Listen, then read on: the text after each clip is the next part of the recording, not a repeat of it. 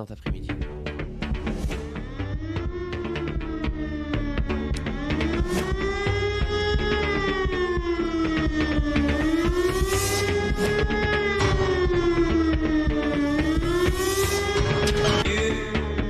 Christophe sur France Maghreb 2. Bonjour à toutes, bonjour à tous, ravi de vous retrouver sur France Maghreb 2 en ce vendredi 8 juillet. Vous êtes bien sur France Maghreb 2, vous avez raison pour votre émission référence, le LGF, le Grand Forum, qui vous emmène tranquillement, mais sûrement, jusqu'à 18h. Voici le programme pour cette émission. Tout à l'heure, un petit zapping, on parlera un peu d'Elisabeth Borne quand même, qui a fait son entrée à l'Assemblée nationale avec son son discours de politique générale cette semaine, avec quelques réactions, bien sûr, de l'opposition. Vous vous en doutez, le quiz évidemment tout à l'heure, et nous nous intéresserons aussi au pouvoir d'achat. C'était au cœur du Conseil des ministres pour savoir si, selon vous, et on en débattra, le gouvernement, est-ce qu'on peut lui faire confiance pour venir à bout justement de ce pouvoir d'achat, de pouvoir redonner du pouvoir d'achat aux Français. A priori, ça va se faire à coup de chèques, à coup d'aide de 2 à presque 300 €, même pour certains. On va le voir, c'est un peu compliqué, un peu complexe, mais on va tâcher de comprendre. En tout cas, c'est la bonne solution. On posera la question. Un petit tour aussi par la guerre en Ukraine. Vous avez peut-être remarqué d'ailleurs que les médias commencent un petit peu à faire marche arrière, c'est-à-dire qu'ils n'en parlent pratiquement plus. Est-ce qu'on peut dire maintenant que l'Ukraine doit abdiquer maintenant, au vu de ce qui se passe, de la situation? On fera le point, évidemment. Et puis, ça a été aussi l'actualité de la semaine, ce gros défilé militaire, démonstration de force à Alger devant la Grande Mosquée. C'était à l'occasion évidemment du 5 juillet, le 60e anniversaire de l'indépendance. Et il y a eu de belles images, et notamment la rencontre entre le chef du Hamas et Mahmoud Abbas. Du coup, cette question qui en découle, la réconciliation palestinienne passera-t-elle par Alger? On verra que dans l'histoire, évidemment, ça a du sens. On en débat dans un instant avec nos débatteurs. Bienvenue à tous. Le Grand Forum, Christophe Pro, sur France Maghreb 2. Le Grand Forum.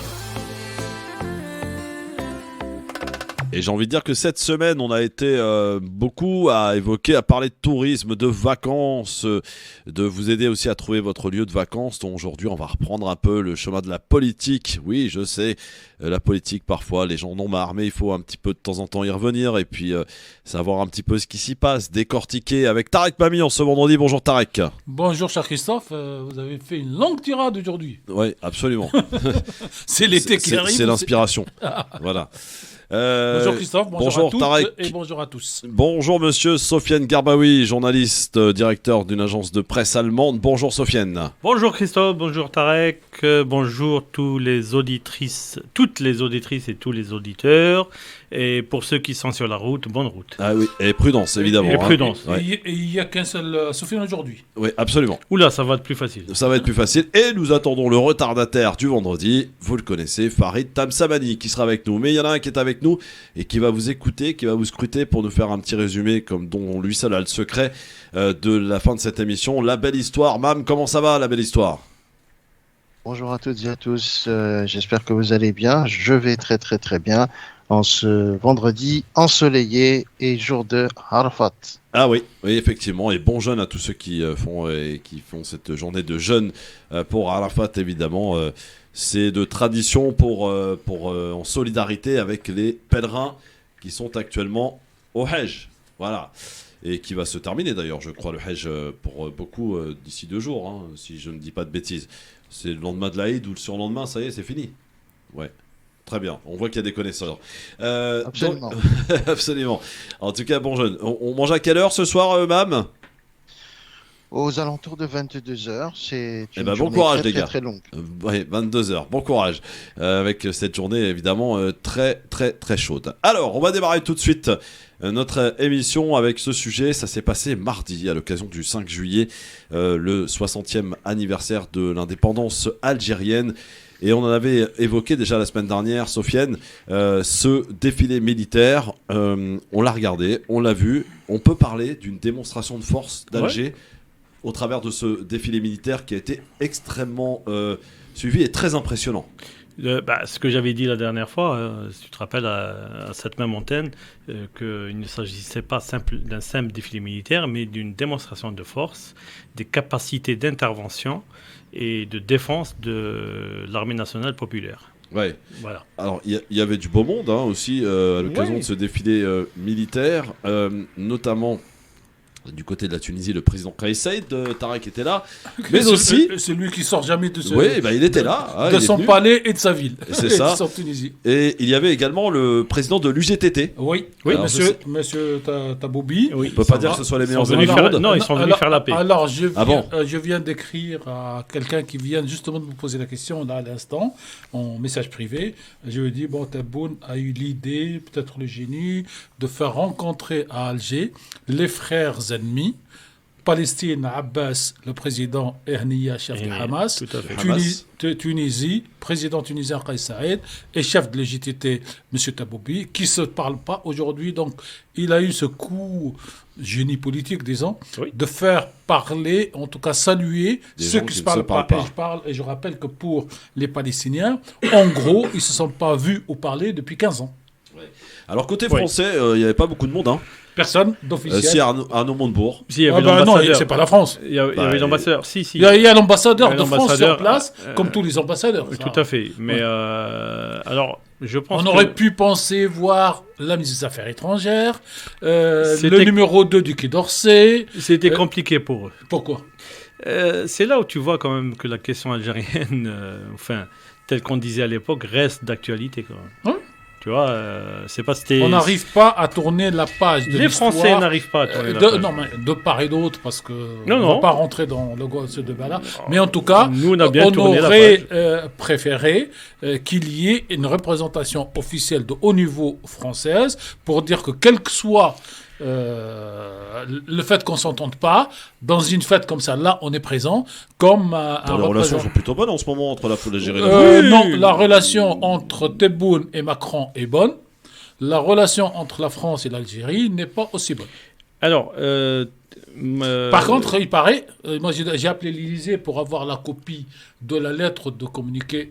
On m'a dit, il n'y en a pas, alors que Le Point et d'autres ont sorti ce que serait... non, il y a eu le un compte- échange épistolaire Oui, entre mais la et présidence il n'est pas française. assumé, parce que d'habitude, Alors, tout ce que la France envoie, il est sur le site. Oui, de- sauf que de le front de la haine est il y a à l'Assemblée. Donc, Non, mais je forcément- parle de l'Élysée. Oui, oui, mais Même bon. s'il ne sort pas le document, j'allais dire, une fois que c'est publié dans la presse par des fuites, ils auraient pu l'assumer. Oui, Mais bon. oui, mais moi Donc je c'est te un dis- communiqué qu'on ne retrouve pas sur le site de Non, C'est l'Élysée. pas un pas- communiqué, non, non, mais c'est c'est un une lettre. échange C'est un épistolaire. échange, voilà, un C'est échange échange de- Et moi, j'ai épistolaire appelé entre, l'Élysée en tant que journaliste et je connais donc et le service et des personnes nommées.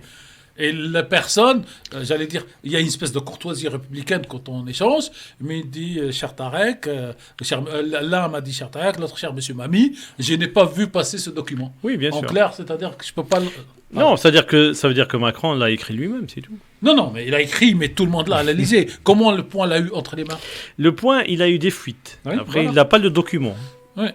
Alors, Alors, il faut juste revenons, rappeler parce que, qu'il y a bon, un ça, journaliste algérien qu'on ne va pas citer ici, a sa petite page dans Le Point. Oui. Et donc la fuite, elle Oui, peut être... on le connaît. Ouais, on le connaît, mais on ne va pas lui faire de la pub Oui, plus que il ça. a fait un petit tour par Harache. Voilà. La fuite aurait pu venir d'un côté comme de l'autre pour monter la sauce, mais bon, on Alors, verra. j'aimerais qu'on revienne à mon sujet parce que c'est important. Effectivement, alors Arnaud Montebourg, Alors, c'est Arnaud pas la Montebourg, France, oui, mais quand même. il était là en tant que président, Président de de l'association l'association France-Algérie, Ah, voilà, qui amitié, est quand machin. même un des lobbies les plus importants représentant l'Algérie en France. Hein. Qui était donc avant présidé par Chevènement. Chevènement, Et exactement. après, donc Chevènement, il y a lui qui l'a. Tout à fait. Et l'association France-Algérie n'a pas que des élus, parce que c'est pratiquement beaucoup d'élus, hein, quand même. Elle n'a pas que des élus de gauche, en sens. Hein, donc, Ouais. tout le spectre politique français, en dehors, Bah, bien sûr, de l'extrême l'opposition, droite. La première opposition est quand même Front National en tant que parti, pas en tant que parti, voire de groupe, puisque la NUPES est aujourd'hui un intergroupe et pas Ouais. un seul groupe. Donc, Alors, est-ce qu'on peut dire aujourd'hui, parce que beaucoup l'ont dit, notamment pendant les Hirak, que l'Algérie, évidemment, rien n'a changé et qu'elle dépend totalement de la France et que rien ne se fait sans la France. Elle dépend de quoi Non. Ben non, mais c'est ce que explique-moi. disent certains. Non, mais certains- non, je veux juste comprendre, elle dépend à quel niveau et de quoi. il y a même un livre qui dit le contraire.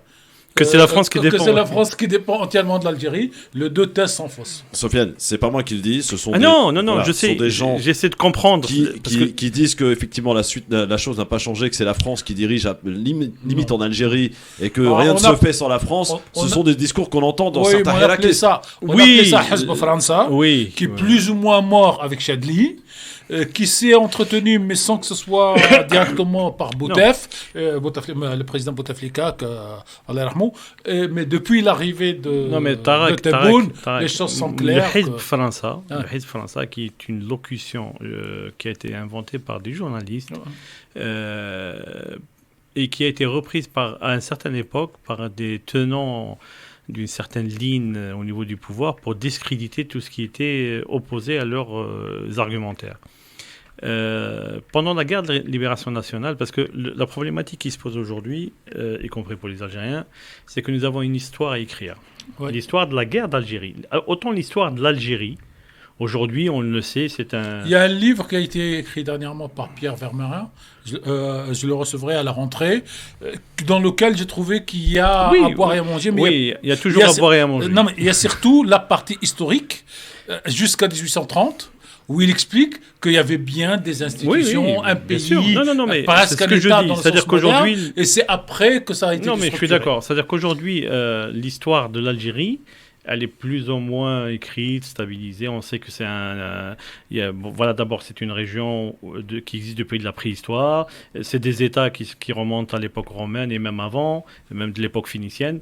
Mais la France, quand elle est arrivée, pour justifier l'accaparement des terres, et surtout pour justifier l'intervention militaire, parce qu'il ne faut pas oublier que d'abord c'était une intervention militaire, et le problème de l'Algérie, c'est que ça a toujours été géré par des militaires français.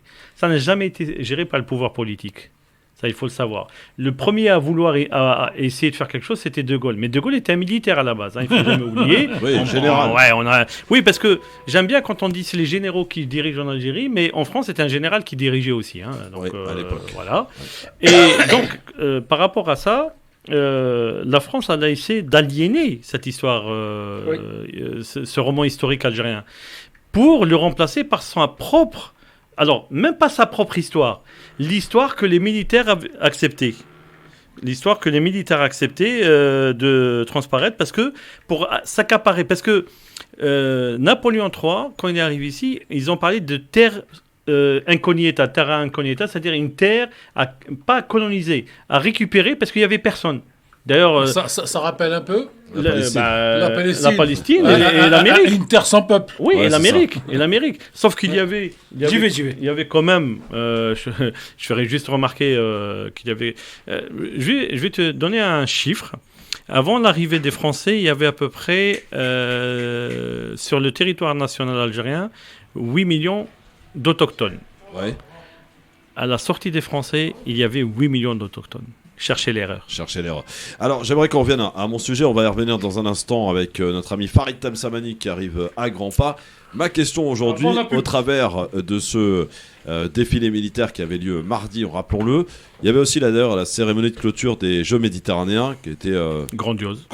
Ouais, on peut le dire, oui, franchement. Bien sûr. Et la cérémonie d'ouverture et la cérémonie de clôture, bien réussi. A priori, il n'y a pas eu visiblement de problème. Tout s'est bien passé. Les délégations sont toutes contentes, donc tout va bien. Ça s'est passé évidemment du côté d'Oran. J'aimerais qu'on revienne à ma question et dans un instant, le temps qu'on salue notre ami Farid Tamsamani qui fait des progrès de semaine en semaine. J'essaye. Il gratte 5 minutes chaque semaine. Donc, comme moi. On va arriver, je pense que d'ici fin juillet, on va arriver à ce qu'il arrive à 16h. On va y arriver. À quoi que non, il va se barrer en vacances bientôt. Mince. Bon, bienvenue Farid. Merci. La question est toute simple. La réconciliation palestinienne au travers de cette rencontre entre le chef du Hamas et Mahmoud Abbas qui a eu lieu à Alger devant les photographes aux côtés de Tebboune. D'ailleurs l'image est belle d'ailleurs. On voit Tebboune au milieu je crois des deux. Et voilà, donc est-ce qu'elle passera par Alger cette réconciliation?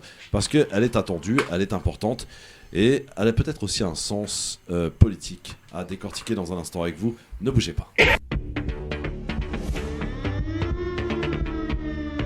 Eh oui, le LGF, merci d'être avec nous et les débats même hors antenne sont enflammés. Merci d'être avec nous aujourd'hui avec Tarek Mami, journaliste qui est avec nous, avec Sofiane Garbaoui, journaliste aussi. directeur d'une agence de presse allemande, et avec notre ami Farid Tamsamani, qui est dans l'intelligence économique, mais pas que. Mais pas que. Ça sent bon les vacances, mon Farid. Pas encore, mais bientôt, ouais. Oui, Mais c'est pas pour que. ça. Mais pas que. Mais pas que. Même en vacances, en fait, on n'est pas complètement en vacances. Et la belle histoire aussi qui est avec nous et qui vous scrute, qui vous écoute. Alors, je ne sais Salut, pas Mam. si Christophe m'entend. Je t'entends, la belle histoire, on t'entend On t'entend, parfaitement. on t'entend. même. Alors, j'espère Salut, la belle que histoire. Farid va bien également. Salut. Lui, Moi, je t'ai pas je entendu, voulais mais aussi ça va. intervenir- alhamdoulilah. Farid t'entend pas, mais il va t'entendre. Oui, qu'est-ce qui se passe la belle histoire, on t'écoute. Oui, je voulais simplement. Le titre de la chronique est déjà trouvé. En l'occurrence, ça s'appellera le Tour de France. Je voulais savoir, du coup, si vous aviez des petits mots pour pouvoir pimenter, effectivement, oui, oui, alors, mettre un tout à peu de fait. français dans la chronique. Aujourd'hui, si je peux me permettre, vous pouvez faire, parce que les auditeurs vont le penser, vont le dire, le titre de votre chronique devrait être France, Maghreb, peut-être 2, parce que à l'accent, donc, il y a les 3 pays. En tout cas, il y a des gens dont les parents ou eux-mêmes sont originaires de 3 pays du Maghreb. Donc aujourd'hui, vous avez en France, Maghreb, exact. Oui, bon, alors un petit mot, Tarek, pour la belle histoire. Un petit mot. Alors, moi, j'ai regardé... Un mot, j'ai pas dit une phrase. Oui, non. J'ai regardé toute l'actualité Ouais. pour en tenir le mot qui m'a frappé aujourd'hui. C'est le Japon. Et donc, le mot, c'est inacceptable. Inacceptable. Sofiane, un petit mot pour la belle histoire. oui, alors. Un mot. Ma SNCF. Ma SNCF. Ouais. C'est que ce truc-là, mais comment il va le placer C'est 2 ma mots, ça. SNCF? Non, c'est c'est un seul mot. Ma SNCF. SNCF, vous connaissez Bon. les Oui, chemins bien de sûr, fer on connaît, français. voilà, Voilà. on est enfin, Oui, parce que j'ai écouté aujourd'hui le directeur de l'exploitation, je crois. Ça doit être ça. Et c'est extraordinaire comment on peut ramer quand on n'a pas de réponse. Et le scoop, c'est que M. Castex, Oui, il va devenir président de de ski ferroviaire. voilà. Ouais. De, Ah, comme quoi, on arrive toujours à rebondir, hein. de la Il va être président de la société qui structure, gère le ferroviaire. Le prix des les fusils. investissements. non, Oui. qui gère les investissements dans le ferroviaire. Farid, un petit mot. Petit poids. C'est 2 mots aussi. Ça, c'est 2 mots, ça. Non, c'est un mot composé. Ah oui. bah, d'accord. Petit Non, point. mais il cherche aujourd'hui. t'as vu ça La belle histoire, bon courage. Hein. Et il est inacceptable de ne pas avoir les petits pois chez soi, surtout que la SNCF est faite pour les transporter. Voilà, parfait. Voilà, t'as ta Alors. petite phrase, la belle histoire. Hein. On t'a même facilité le boulot. Et toi, Christophe? Et moi bah écoute, voyage. Parce qu'on a beaucoup parlé de voyage cette semaine dans l'émission. Et la SNCF fait Alors, voyager. Je dois souligner, excellente émission hier, franchement. Ouais. Ça a été une émission vraiment d'évasion. Ça a été une émission où également on a rendu hommage à des héros du quotidien. Et franchement, ça a été une respiration de ne pas parler politique Oh ou oui.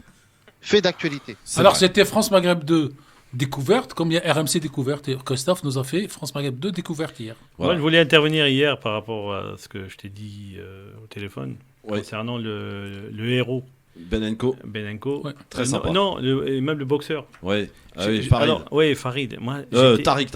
plutôt. Tariq. J'ai été quand même frappé par le peu de publicité qu'on De a fait. Co qui a eu son acte. Oui, c'est extraordinaire parce que les 2 Américains dans le train. Il y a même un film qui a oui, été il y a fait eu un par film, Hollywood. ils ont eu la médaille du mérite de je sais pas quoi, reçu à l'Élysée et tout. Et là, on a un gars, voilà, il rentrait pas dans les stéréotypes. Non, mais peut-être parce que c'est du- c'est passé en Allemagne et que c'était aux Allemands de faire le boulot. Bah oui, mais Oui, il mais était à sauf Paris, il a été arrêté à Paris. Hein. Sauf qu'il a été arrêté à Paris. Oui, c'était sur le tarmac Ouais. à Paris. Ouais. Je rappelle, c'est Tariq Je te fais remarquer Saïbeddine. que les Américains, c'est en Belgique qu'ils ont fait le. Ah non, non, c'est sur la... Si, il est Oui. arrivé. non, Ils arrivaient c'était de en Belgique. France, c'était sur le territoire français. Mais ils arrivaient de Belgique. Oui, il arrivait de 2. Tariq Saïbeddine, donc, qui a été un héros pour notamment Et 200, voilà. 200 passagers Et d'un je avion voudrais lui Lufthansa. rendre hommage et vraiment chapeau à lui et vraiment. Il a empêché en fait le détournement d'un avion en Voilà. neutralisant le terroriste. Pas Bah, que il y a le une façon de détournement, faire. Il a peut-être sauvé 200 Ah bah oui, vies. mais il l'a sauvé. Et Voilà, il y a une c'est façon de faire. C'est par exemple acheter, je sais pas moi, 200 000 exemplaires de son livre et les distribuer dans les Oui. dans les Oui, bien sûr, bibliothèques. parce que c'est un publiques très bon de exemple toute pour la France. jeunesse. Voilà, pour la jeunesse, voilà. La jeunesse de France. Bon Farid, on parle Yes. de ce qui s'est passé mardi à Alger, Oui. lors du défilé militaire. Il y a eu de belles images et notamment cette rencontre de gens qui ne se parlent pas, notamment entre le chef du Hamas et Mahmoud Abbas. D'où ma question d'aujourd'hui, Farid. est-ce que la réconciliation palestinienne peut-elle passer par Alger? Bah, pourquoi pas, c'est déjà un très grand pas. Petite correctif, ils ne se parlent pas devant les caméras, hein, naturellement. Non, ils ne se sont pas rencontrés physiquement Voilà, c'est ça. depuis plus de 15 ans, physiquement. Mais ça se parle. Oui. Oui, Ça, via ça, service. ça se parle. Mais Et physiquement, voilà. ils ne se sont pas vus. Pour Non, se mais serrer la main. l'image est extraordinaire. Voilà. Elle est très belle. L'image Très est belle très image. belle. Ça fait notamment référence, il faut quand même le dire. J'y ai pensé, mais je ne vais pas vous le dire. Ah. Allez-y. Je sais pas ce que. C'est Palestine. Comment? C'est la rencontre entre Pérez et Arafat. Ah non, pas du tout. Non, Ouais, ça va, moi, je voulais parce rendre que- hommage à la diplomatie algérienne. Oui, la création de l'État, Voilà. la déclaration de la création de l'État palestinien. Ouais, ça, on J'ai l'a fait, pensé ça. à ça Non, parce plutôt. que ça remet, en réalité, le président Tebboune fait comment dirais-je, un très bon coup, puisqu'il remet d'une certaine manière la diplomatie algérienne dans le schéma régional, etc. Donc ça, c'est plutôt une bonne chose. Ça remet la Mac à sa place, quoi. Voilà. La Mac des révolutionnaires. C'est plutôt pas mal. Oui. Si ça peut aider à la réconciliation, effectivement, Tant mieux. des organisations palestiniennes, c'est encore mieux. Est-ce que ça suffira? Je n'y crois pas. Moi non plus. Objectivement parlant, c'est de la belle communication, mais il en faut pour faire avancer. Et j'espère qu'elle aura un impact réel, par contre, sur le terrain, qui, à mon avis, est beaucoup plus complexe. Voilà, il y a... Pour la symbolique, on peut toujours rappeler Exactement. le match États-Unis-Chine, un match de ping-pong qui a permis d'ouvrir Oui, voilà, les voilà. vannes. Donc, sur la Bon, après, symbolique, c'est très beau. c'est la société civile, parce Oui. que c'est le sport, etc. Ouais. Là, c'est un État, un président d'un État, donc c'est un peu différent. Mais par contre, les États-Unis, en fait, mais on va le voir très concrètement, puisqu'il y a la tournée Ouais, de Biden. du président américain dans la région, et les Palestiniens sont déjà associés. Alors, de près ou de loin, mais en tout cas, ils sont associés, puisque Biden forcément fera une déclaration, forcément fera une incursion dans les territoires Apparemment, palestiniens. Ça, on verra. Parce Du que, 13 au 15 juillet. oui, Voilà, c'est ça. Apparemment, il n'ira pas dans les territoires. Ah, C'est ce que dit son secrétaire d'État aux affaires Ah bah, Ça se étrangères. discute, en fait, en ça ce se moment. discute Voilà, parce ça se qu'il y a discute. une rencontre entre, comment il s'appelle, Le nouveau Premier ministre israélien et le président, bien sûr. palestinien, Forcément. pour discuter, d'ailleurs c'est aujourd'hui. Du président Ouais, c'est illégitime aujourd'hui. palestinien, rappelons-le. Hein. Oui, Là- il est légitime parce que son Depuis mandat 2009. c'était 2009-2010. C'est fou, hein. Alors- Et imaginez, Non, mais- et imaginez un président, pour faire simple, algérien, tunisien ou égyptien, tout le monde aurait dit mais la démocratie, le truc, Oui, le machin. mais je vous aurais Pourquoi on dit- leur dit pas? Parce qu'en fait, justement, ils n'ont pas cette culture démocratique. Non, Non, mais- on leur dit pas parce qu'on a besoin que ce soit arabesque pour. Non, non, alors non. oui, il y a certains qui, oui, vous avez raison, Ouais, peut-être, c'est un mais c'est pas raccourci pour quand ça. même. Voilà, c'est un Alors, raccourci. petit aparté terminé. Allez, revenons donc à ce qui s'est passé à Alger. Tarek, Mami, pourquoi vous n'y croyez pas, au-delà des images belles mardi, que ça puisse marcher cette réconciliation? Parce que l'incompatibilité politique est tellement lourde, les tenants idéologiques de part et d'autre sont tellement lourdes, le fait que, j'allais dire, demain, Abbas, sans cette prétention de représenter seul, et même plus avec l'OLP, la Palestine s'effondrerait s'il venait à discuter et à trouver un terrain d'entente avec Hamas. Vous Et croyez pas, de l'autre côté- entre eux, vous croyez pas, c'est ça? Oh, non, bien sûr, parce que chacun, j'allais dire, a ses lieutenants, a ceux qui le soutiennent, dont les intérêts sont contradictoires, c'est tout simplement. En clair, on peut dire qu'aujourd'hui, le Hamas reste, même s'il n'est pas vrai dans la vérité, hein, affilié à une vision vaguement iranienne du monde, même s'il n'est pas dans la réalité, alors que l'autre, c'est plutôt une vision plutôt américaine dont il est dessus. Donc, pour moi, ça n'amènera pas grand-chose. Ça permettra à la société palestinienne civile, peut-être, d'essayer de nouer C'est ce que j'allais dire. des liens. En fait, mais je pense que politiquement. ces mêmes organisations, aujourd'hui, ne sont pas complètement dépassées, c'est pas vrai. Mais Abbas est dépassé, l'OLP est dépassé. Même le Hamas, en Oui. réalité, Oui. commence à être dépassé. Oui. Il y a des tas d'organisations Oui, oui. sur le Oui. terrain. Ce sont des plans ou des organisations, pour moi, qui sont du passé. Et les uns et les autres, quelles que soient les idéologies, en fait, pour moi, ont échoué. Moi, je crois, par contre, à une réconciliation palestinienne. Société civile. D'abord par la société civile, éventuellement par les partis politiques, pas forcément ceux-là, mais en tout cas ceux qui commencent à prendre le dessus. Ça, j'y crois forcément, tôt ou tard, ça arrivera. Est-ce que ça passera par Alger? Ça, je crois Non, moins, à Alger sera. mais elle aura son rôle. Oui, Voilà. non, mais, et ce sera le lieu physique où les gens peuvent se parler sans Ouais, être c'est taxés possible, ouais. d'être physiquement. On se retrouve à Pourquoi, Alger, je crois moins en Alger, en fait? mais ils ne pourront pas le faire, par exemple, ni à Téhéran, Non, à Téhéran, bien sûr. ni à Jeddah en Arabie Saoudite. C'est pour ça qu'Alger a ce type. Je crois plus au pays du Golfe. Ouais. Objectivement parlant, pourquoi? Pour une raison très simple, c'est que pour ceux qui connaissent un peu la tambouille, ou en tout cas la cuisine palestinienne, il faut beaucoup d'argent pour réconcilier un peu tout le monde. Et cet argent-là, en fait, il est disponible dans le Golfe essentiellement. Et au Qatar. Est-ce que ça peut marcher, Sofiane Garbaoui, cette Alors, réconciliation? moi, je suis en train d'écouter, ça me fait un peu sourire. Le discrédité des politiques, il est mondial. Enfin, dans n'importe quel pays du monde.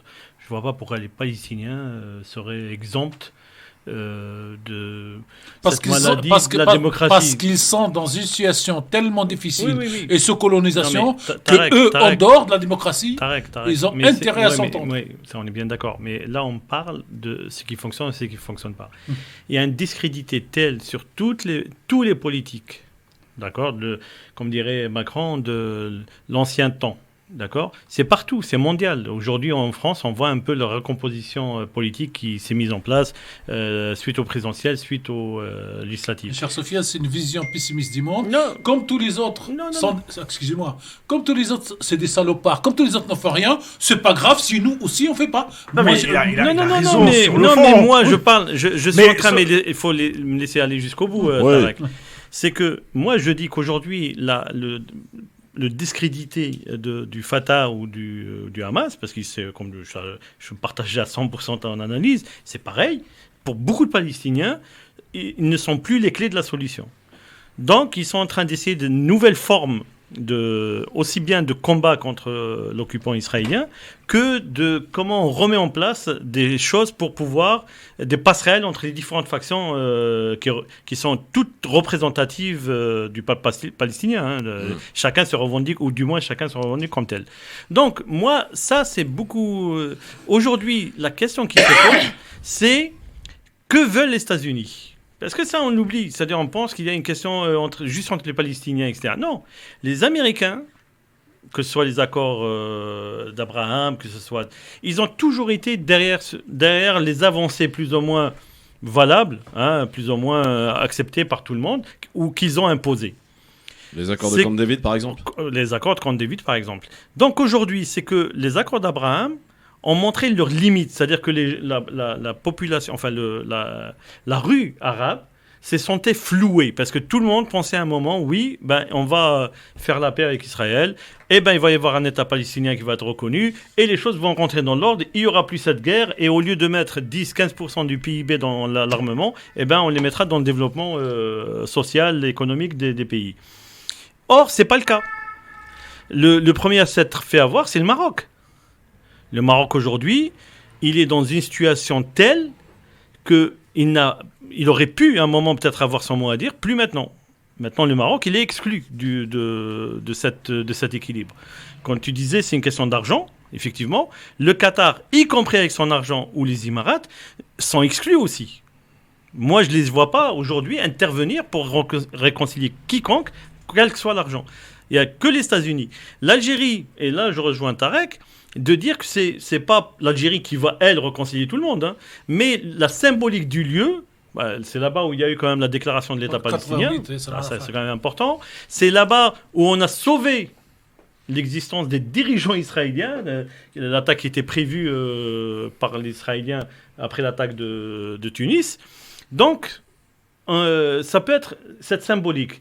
Et je pense que le président Tebboune a compris tout cela et il a joué sur cette symbolique pour pouvoir faire ce rapprochement.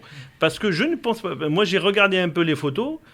On voit qu'il y avait quand même une petite gêne entre les deux. C'est pour ça que ça m'a rappelé l'image Pérez, Arafat, où il faut que quelqu'un les pousse pour qu'ils se saluent. Qu'est-ce qu'on fait? Qu'est-ce qu'on dit? Qu'est-ce qu'on fait? Comment on le fait? Mais il y avait quelques photos quand même qui étaient intéressantes. C'était derrière les lieutenants, que eux étaient tous sourires. Une photo, ça se lit, d'accord, comme un journal. Il y avait une Comme science. les messages politiques envoyés. Voilà, bien sûr. donc moi, personnellement, il y avait- par rapport à ça, je pense qu'aujourd'hui, la question la rencontre d'hier, plutôt c'était jeudi, où il y avait la rencontre entre le Premier ministre israélien et le président palestinien, je pense... Là, a dû se jouer quelque chose parce qu'il continue la réunion aujourd'hui, parce que Biden doit arriver le 13 et le 15 pour une visite en Cisjordanie occupée et en Israël. Et je pense que là, Biden aura tout intérêt, parce que par rapport au front interne, aura tout intérêt à faire émerger quelque chose de nouveau. Alors, deux éléments, deux idées. Avant la pause, il faut qu'on Oui, parle de Macron qui va se rendre à Alger bientôt. Oui, bientôt, c'est le mois de novembre, à confirmer. Avant. A priori, à la rentrée. À la rentrée. Oui. Bon. Je confirme. Et d'ailleurs, c'est très attendu et c'est même urgent. Autour de l'Algérie, autour de l'Élysée, on parle de novembre. Mais bon, j'espère me tromper. Et deux choses. La première, c'est qu'il y avait une science quand il y avait l'Union soviétique, que les Américains ont appelé en quelque sorte la soviétologie, qui fait que tous les ans, ils prennent la photo donc, de l'anniversaire de la prise de pouvoir communiste pour comparer les photos d'une année à l'autre. Ceux qui disparaissent. Ceux qui disparaissent, ceux qui apparaissent, et c'est comme ça qu'ils projettent leur politique. Ça, c'est la première. La deuxième chose, si vous voulez, c'est sur la Palestine. Moi qui connais un petit peu ce pays pour y avoir été à quelques reprises, aujourd'hui, mes interlocuteurs palestiniens ne veulent plus entendre parler de Abbas, un peu moins de Hniya, parce qu'ils considèrent que Hniya, il est dans son coin et qu'il ne les contrôle pas dans cette vision et qu'il n'empêche pas... Qu'il a fait moins d'affaires, on va dire. Oui, non, mais et plein de choses. Alors que pour Abbas, j'allais dire, aujourd'hui, les gens, ils disent, même s'il dit demain, on va signer, on ne le croit plus. Ouais. Dans un instant, Emmanuel Macron qui devrait se rendre à Alger, c'est ce que révèle la presse aujourd'hui. Oui, mais pourquoi faire et pour négocier quoi, Farid? On se pose la question, on en parle dans un instant.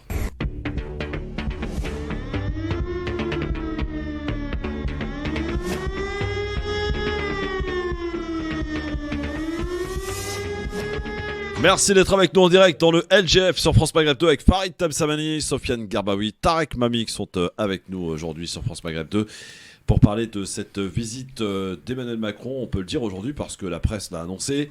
Il devrait se rendre, sans qu'on ait pas plus de détails sur la date exacte de son voyage en Algérie.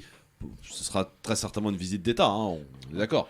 Alors, c'est ça qui aujourd'hui se négocie, c'est la forme de la visite. Oui. Alors, pourquoi Emmanuel Macron doit impérativement se rendre rapidement, quand je dis rapidement, c'est dans les quelques mois à venir, en Algérie? Alors, comme ça, à première vue, je me dis, c'est pour renégocier le gaz, Tarek? Ou il y a autre chose? Moi, je pense qu'il y a plusieurs choses. La guerre d'Ukraine a en réalité changé la donne à l'échelle internationale. Et donc l'Algérie et le président Macron, qui est beaucoup plus jeune, qui n'a pas fait la guerre, a aussi cette vision comment faire demain avec l'Algérie, avec l'Afrique, face à un changement international, et que la France, est-ce qu'elle va se bloquer au nom de la mémoire qu'elle ne veut pas assumer, ou de l'histoire qui n'est pas écrite ou coécrite? Est-ce qu'elle va, pour faire simple, est-ce qu'elle va condamner l'avenir au nom du passé? C'est ça la grosse question qui doit être dans la tête de Macron. Et donc y aller, c'est à la fois de la symbolique pour tourner la page, peut-être avec les dernières concessions que les Algériens demandent, et surtout se projeter entre gaz, entre forces. Aujourd'hui, la démonstration de force de l'armée algérienne, elle a envoyé un message, c'est que l'armement, il n'est pas français, il n'est pas occidental, il est à la fois russe et local. Et donc, Où ça en Algérie. Sérieux là? L'armement, il est quoi? Il est français? Non, il est multiple. Non. Oui, il est principalement. Je sais. Il est principalement. En majorité. Non, mais c'est ce que j'ai dit. Il est principalement aujourd'hui russe. Oui, non, il est principalement russe. Et il commence à être algérien. Et c'est cette dimension-là, c'est-à-dire un pays. Oui, je termine, s'il vous plaît. Et à partir du moment où un pays commence à construire. On est pas en ligne. Hein? On est en ligne, oui. Pardon. À partir du moment où un pays commence à construire sa structure militaire, ce n'est pas celui que, comme on va faire ça pendant la guerre d'Irak, où les Irakiens ont découvert que tous les missiles ne partaient plus parce qu'ils ont été bloqués par Thompson à Paris. Donc, on ne négocie pas de la même manière. Pourquoi C'est pas dans cette souffrance-là. Farid, Oui. pourquoi Emmanuel Macron doit se rendre rapidement en Algérie? On a annoncé visiblement. Tu poses la question pourquoi il doit se rendre ou Bon, pourquoi déjà, premièrement, c'est un pays ami, donc du coup, il est naturel Non, mais qu'il, de temps en pourquoi la temps. précipitation de se rendre à Alger maintenant? Pourquoi Il l'a pas fait. Ah non, il l'a est pas en retard. Ah non, il je l'a pense pas pas fait que ça depuis 2017, hein, Non, rappelons-le. mais il est en retard. Hein, Oui, j'ai mais remarqué. les liens sont présents. Il y a de temps en temps de la friture sur la ligne. Il y a une urgence. On va parler très clairement, une urgence énergétique, Oui. qui est le gaz. Peut-être une question de gaz finalement. Voilà, Il y a du gaz dans l'eau. le gaz, alors même si la France est un peu moins préoccupée que les Allemands, on va quand même aller vers des restrictions gazières, en tout cas d'énergie à la rentrée. Tout à fait. Je Nous rappelle a que l'immense majorité du gaz français provient de Norvège et de la Russie. 17%. Et le gaz algérien, je sais plus combien il est, mais On est à 12%. voilà, Oui, 12, ce qui est déjà pas mal. Mais surtout, il y a surtout les perspectives.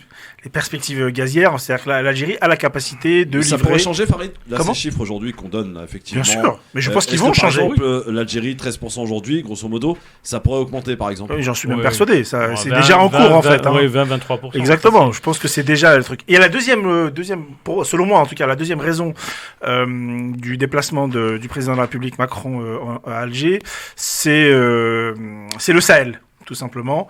La région Sahel, en fait, vous la connaissez, elle est particulièrement compliquée, et je pense que la clé de la résolution d'une partie de ce conflit-là est clairement à Alger.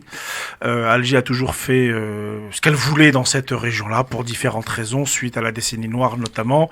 Et donc du coup, je pense que les Français s'étant officiellement retirés, en tout cas pas retirés complètement, mais en tout cas beaucoup Elle était exclue du jeu. exclus du jeu, notamment au Mali. L'idée, enfin pas exclus complètement parce qu'ils sont toujours présents en Oui, parce qu'il y a réalité. le Niger à côté. Voilà, la question c'est effectivement de sous-traiter, je pense, tout simplement à Alger une partie des choses. Alors pas sous-traiter au sens Oui, comme là, on l'entend, parce ouais. que ça forcément les gens ils vont pas accepter. Mais l'idée c'est ça, c'est une collaboration beaucoup plus importante Très bien. et pour trouver une solution tout simplement. Sofiane, est-ce qu'on peut dire aujourd'hui que la France, par la voix de son président Emmanuel Macron, va à Alger parce que la France a quand même perdu beaucoup de ses intérêts en Algérie?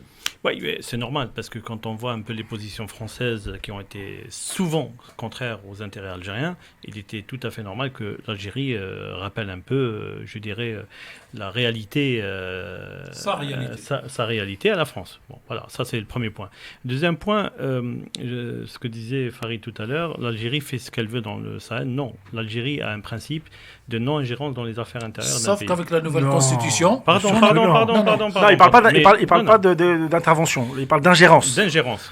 Les ingérences, quand même. Est-ce que Excusez-moi. l'intervention Non, mais- est une non, mais- ingérence ou pas Non, Non, mais non, excusez-moi. pour moi, c'est deux choses peux- différentes. si Sofiane. je peux me permettre de terminer, quoi. Alors, je vais te faire un aparté, Tarek. L'intervention à l'extérieur des frontières était quelque chose qui existait déjà en dehors de la Constitution. Maintenant, elle est D'accord. dans la Constitution. Maintenant, elle est dans la Constitution. On a officialisé et formalisé un truc qui existait, et c'est tant mieux. Parce qu'un pays qui se veut normalement Respectable, doit mettre les choses au clair, tout simplement. Et ça a été fait. Donc, C'est là, marrant parce que là, il y a pas de excuse-moi débat. de te couper, hein, parce que je me souviens du débat qu'on avait eu Ah oui, ici oui. sur cette question-là. Avec l'autre Sofiane. Qu'on salue, salue. mais pas qu'avec Sofiane. Hein. C'était quelque chose en fait d'impossible. Non. etc. Moi, je vous le dis, on est c'est beaucoup plus réaliste. On est intervenu. Alors, On est vraiment- sorti de l'ombre à la lumière. Non, on est l'autre. intervenu pendant la guerre de Yougoslavie. Les aviateurs algériens ont rendu de très grands services en termes de transport, etc. On est intervenu dans d'autres. Au Rwanda, on est intervenu sur d'autres territoires. Mais on l'a fait, je dirais, sur des bases qui n'étaient pas encore officielles. Là, aujourd'hui, ça va être officialisé. Et je trouve que c'est très bien. C'est très bien, les choses sont claires comme ça.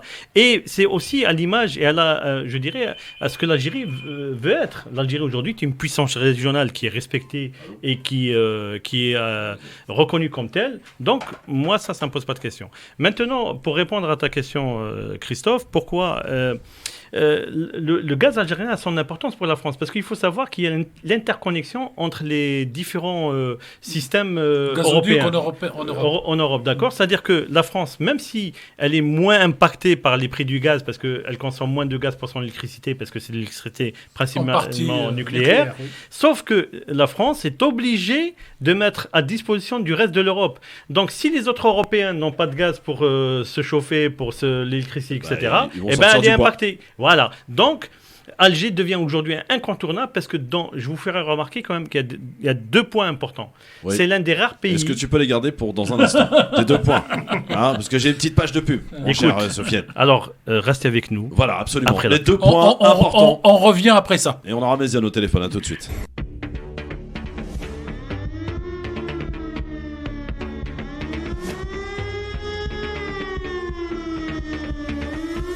Merci d'être avec nous en direct avec Tarek Mami, Sofiane Garbaoui et Farid Temsamani. Donc les 2 points, Sofiane. Alors, les 2 points. Voilà. Donc, et la France aujourd'hui, elle a besoin du gaz algérien, peu importe ce qu'on puisse dire, pour pouvoir équilibrer sa propre capacité à aider le reste de l'Europe. Ça, c'est le premier point. Le deuxième point, le marché algérien, qui était un marché captif français, plus ou moins, on va dire à 80%, n'est plus.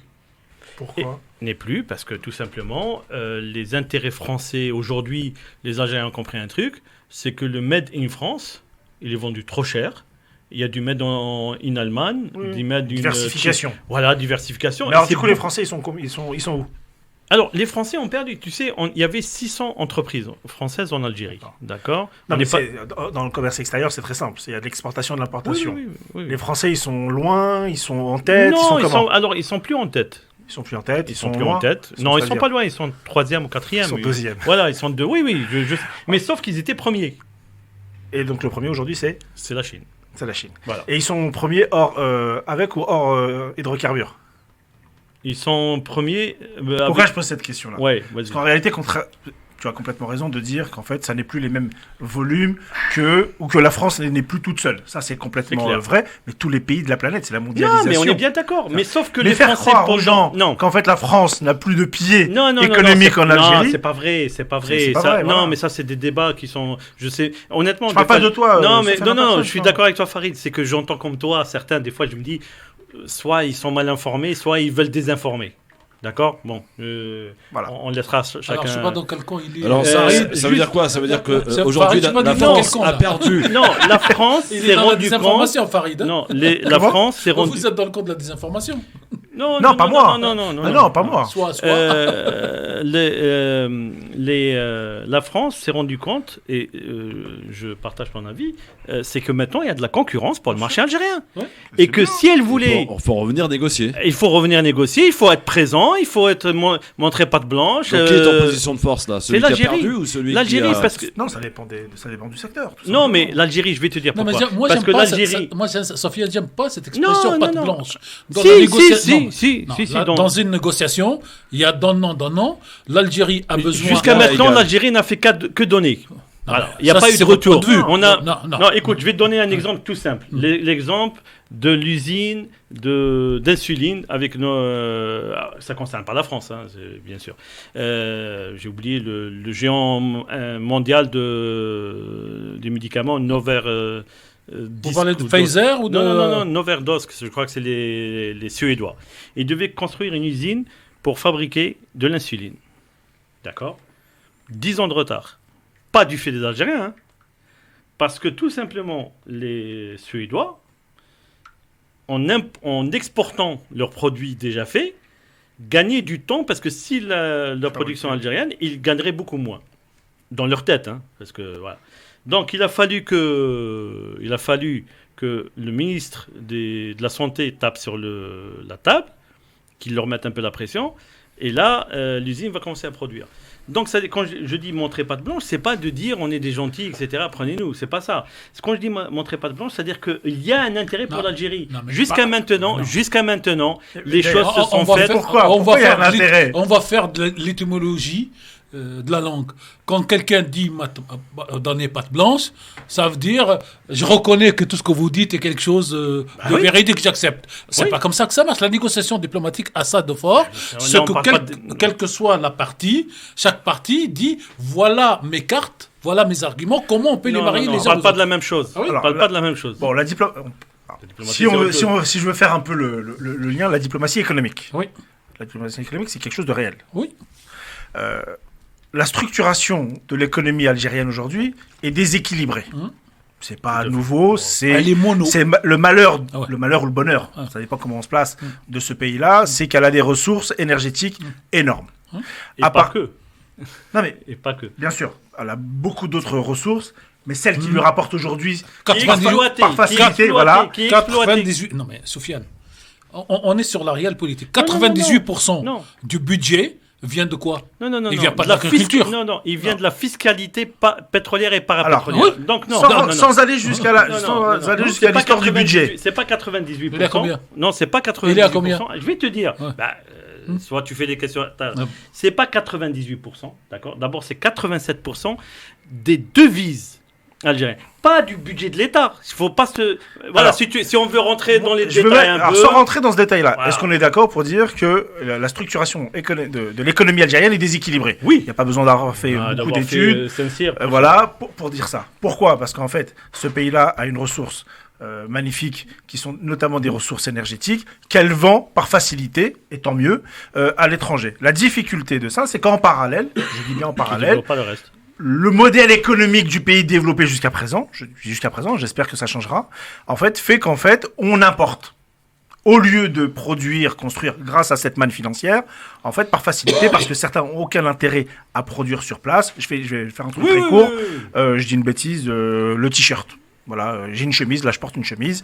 L'Algérie, en fait, au lieu, alors elle n'est pas le seul, mais au lieu de produire sa chemise dans son pays, chose qu'elle peut faire en termes de Qu'on textile, avait. exactement. Si tu te rappelles, Exactement. il y avait Sonitex à l'époque et Elle apporte tout. Redline. Voilà. Tu te rappelles, une Je grande. vous rassure, la France aussi fait la même chose Tous avec les les pays Chinois, du monde etc. aujourd'hui. La difficulté, c'est que c'est pas la même structuration. La France là, est une industrie, est un pays industriel, industrie de ce qui rechange. n'est pas le cas complet de l'Algérie.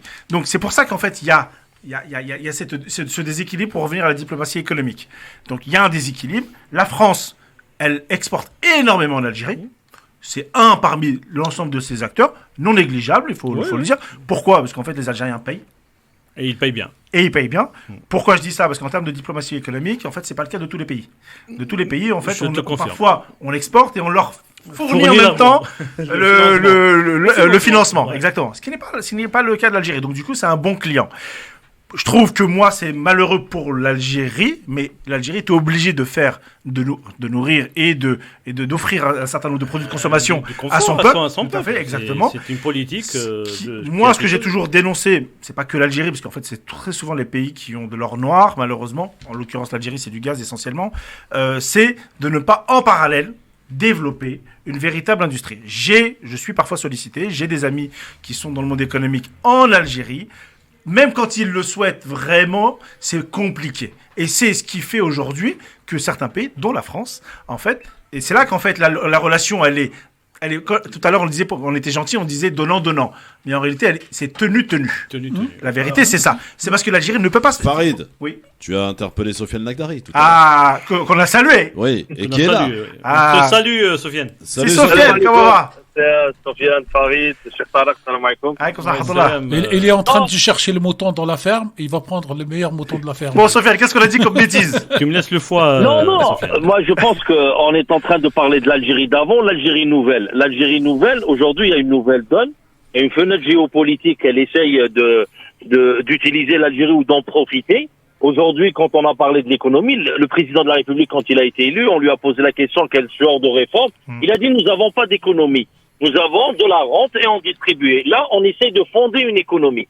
Sauf que le contexte actuel, aujourd'hui, l'Algérie, il l'a dit, le président, on n'a pas besoin de la France. Qu'elle vienne et qu'on négocie des contrats, marhaba, de gré à gré, d'égal à égal, et qu'on sorte du fameux précaré ou le gendarme de la région, etc. Les nouvelles relations, aujourd'hui, on a vu des accords stratégiques avec la Turquie, des accords stratégiques avec l'Italie, qui est voilà, ce qu'on remarque chez ces pays-là, c'est des petites, ils ont une forte au niveau de la PME, PMI, et ce qu'on veut aller vers l'Algérie, vers cette économie-là. Et en général aujourd'hui, en France, c'est les grosses industries.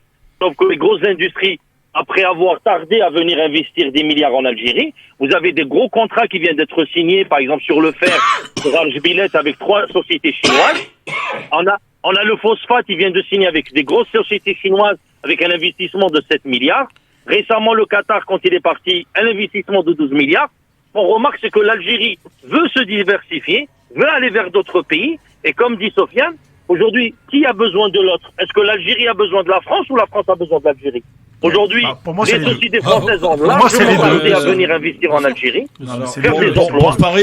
Pour Farid Oui. et Tarek, ce sont les deux que la France a besoin Aujourd'hui, de l'Algérie. aujourd'hui. Christophe, juste pour reprendre un peu ce que dit Sofiane. Effectivement, l'Algérie aujourd'hui essaie de diversifier ses rentrées de devises. Donc ça, c'est très important parce que quand on dit oui, le budget 98, non, c'est les rentrées de devises. 87%, c'est la fiscalité pétrolière parapétrolière. Le reste, c'est les impôts, etc. Parce que, mine de rien, il y a beaucoup de gens qui payent. Il y a quand même une l'impôt en économie, Algérie. hein. Oui, il y a une économie quand même. Non mais qui a plus besoin de l'autre, la France de l'Algérie ou l'Algérie de la France? Qui a besoin plus que l'autre? Je dirais ni l'un ni l'autre. D'accord? C'est 2 États indépendants qui sont, je pense, en capacité de choisir avec qui ils veulent travailler, à quel moment et comment le faire. Sauf que jusqu'à maintenant, beaucoup en France, des politiques, pensaient que l'Algérie, parce que c'est dans ça c'est après les accords d'Yalta, c'est-à-dire que à la fin de la Deuxième Guerre mondiale, chacun des grands blocs occidentaux Considérait que c'était, comme le dit Sofiane, oui, que c'est finalement son précaré, etc. précaré. Et pas inversement? Non, pas inversement, parce que même les Américains, quand tu lisais un peu je dirais la littérature américaine concernant l'Algérie, etc., elle est très, je dirais, ils essaient d'être équilibrés pour ne pas, Oui, les Américains, oui. Voilà, pour ne pas froisser les Français, parce qu'ils considéraient ça comme un précaré. Aujourd'hui, quand tu vois l'offensive économique américaine en Algérie, ça n'a jamais été le cas depuis des années. Aujourd'hui, les Américains considèrent qu'il n'y a plus de carré français en Algérie. Mais pas, Ils disent pas qu'en Algérie, d'ailleurs. Oui, non, mais en Mais Algérie. alors, moi, j'ai une question. Quand on est Je vous rappelle que cette position américaine était là avant 62. Contre les Américains. Mais pendant la guerre d'indépendance, pour scier la branche à l'ancien empire, ils ont investi sur la rue. Donc c'est pas nouveau dans la zone. Et j'espère qu'un jour on aura. Plus qu'avec les démocrates. Et j'espère qu'un jour on aura. question. On aura des publications. Pardon. La question que tu voulais poser. Oui, la question que je voulais te poser. Quand on est entrepreneur en Algérie et qu'on a, je dis une bêtise, hein, franchement, vraiment, j'extrapole très très loin. On n'est pas des bêtises près. Moi aussi, j'en ai dit. J'ai une radio. Oui. J'ai l'équivalent de France Maghreb à Alger, par exemple, et j'ai besoin Inch'Allah, j'ai besoin d'équiper mon studio de radio, de matériel, dernier cri, etc. Ouais. Est-ce que, objectivement parlant, est-ce que l'entrepreneur algérien, est-ce qu'il pense naturellement, oui ou non, à aller s'approvisionner en France, oui ou non? Alors, moi, j'ai pas de radio, j'ai pas de projet de radio non plus. C'est un exemple que je prends. Je rigole un tout petit peu. Alors, oui et non. Tu vois, je vais te dire oui ou non. Oui, parce que il y a plus de facilité de contact de cousins, cousines, etc. Donc les relations sont là, quand même, humaines, qui existent. Non, mais ce que j'ai eu peur, parce qu'à entendre Sofiane de l'autre côté du micro. Maintenant, connaissant les prix en France, toi, tu j'irai cherches plus Sofiane, facilement vers la Chine. Non, pas du tout. Tu cherches Sofiane Lagdari. Je crois. Moi, personnellement. Après, la première, c'est la langue, c'est le nombre de personnes. Voilà, on est d'accord. Voilà, mais après, il ira plus facilement. Moi, peut-être Farid ou d'autres personnes. C'est que les Algériens veulent s'ouvrir au monde. Là, mais au-delà de ça, Sofiane, tu sais bien que Sofiane, il y a la question des prix. Oui. Tu sais très très bien. Moi, j'ai beaucoup d'amis qui achetaient en Turquie. Tout ce qui était tissu, etc. Je suis issu d'une grande famille qui a fait du tissu en Algérie pendant des siècles et des siècles, qui continuent de l'en faire. Ils achetaient en Turquie, ils achetaient en France pour la production française, en Turquie, et ils sont passés à la Chine. Une question de prix. Parce que l'Algérien, c'est d'abord un commerçant. Quand je suis commerçant, comme tous les commerçants du monde, voilà. C'est-à-dire qu'on va chercher quelque chose de plus cher, pour les beaux yeux de la Tour Eiffel. Maintenant, il y a des accords d'État à État. Alors, il y a aussi deux choses. Il y a, pour répondre à la question de Farid, il y a une question de génération. Il y a la génération qui monte aujourd'hui, elle regarde plus vers la Chine d'un côté. Non, alors, plus. T'as pas de vue économique? Oui, je pense que d'un point de vue économique, c'est pas une question de génération, c'est une question de portefeuille. C'est une question de portefeuille. J'y viens. Alors, la nouvelle génération regarde deux choses. Elle regarde le prix pour le comparer à la qualité. Et donc, ils sont pas schizophrènes, mais ils vont aller en Chine, aux États-Unis, en Allemagne et aujourd'hui en Italie. Et donc, ce qui est intéressant chez ce nouveau investisseur algérien, c'est qu'il a une vision beaucoup plus large. Que jusqu'en gros, la fin de l'ère de M. Bouteflika, la vision était plutôt avec la France par habitude culturelle, j'allais dire. Je suis pas d'accord, Tarek.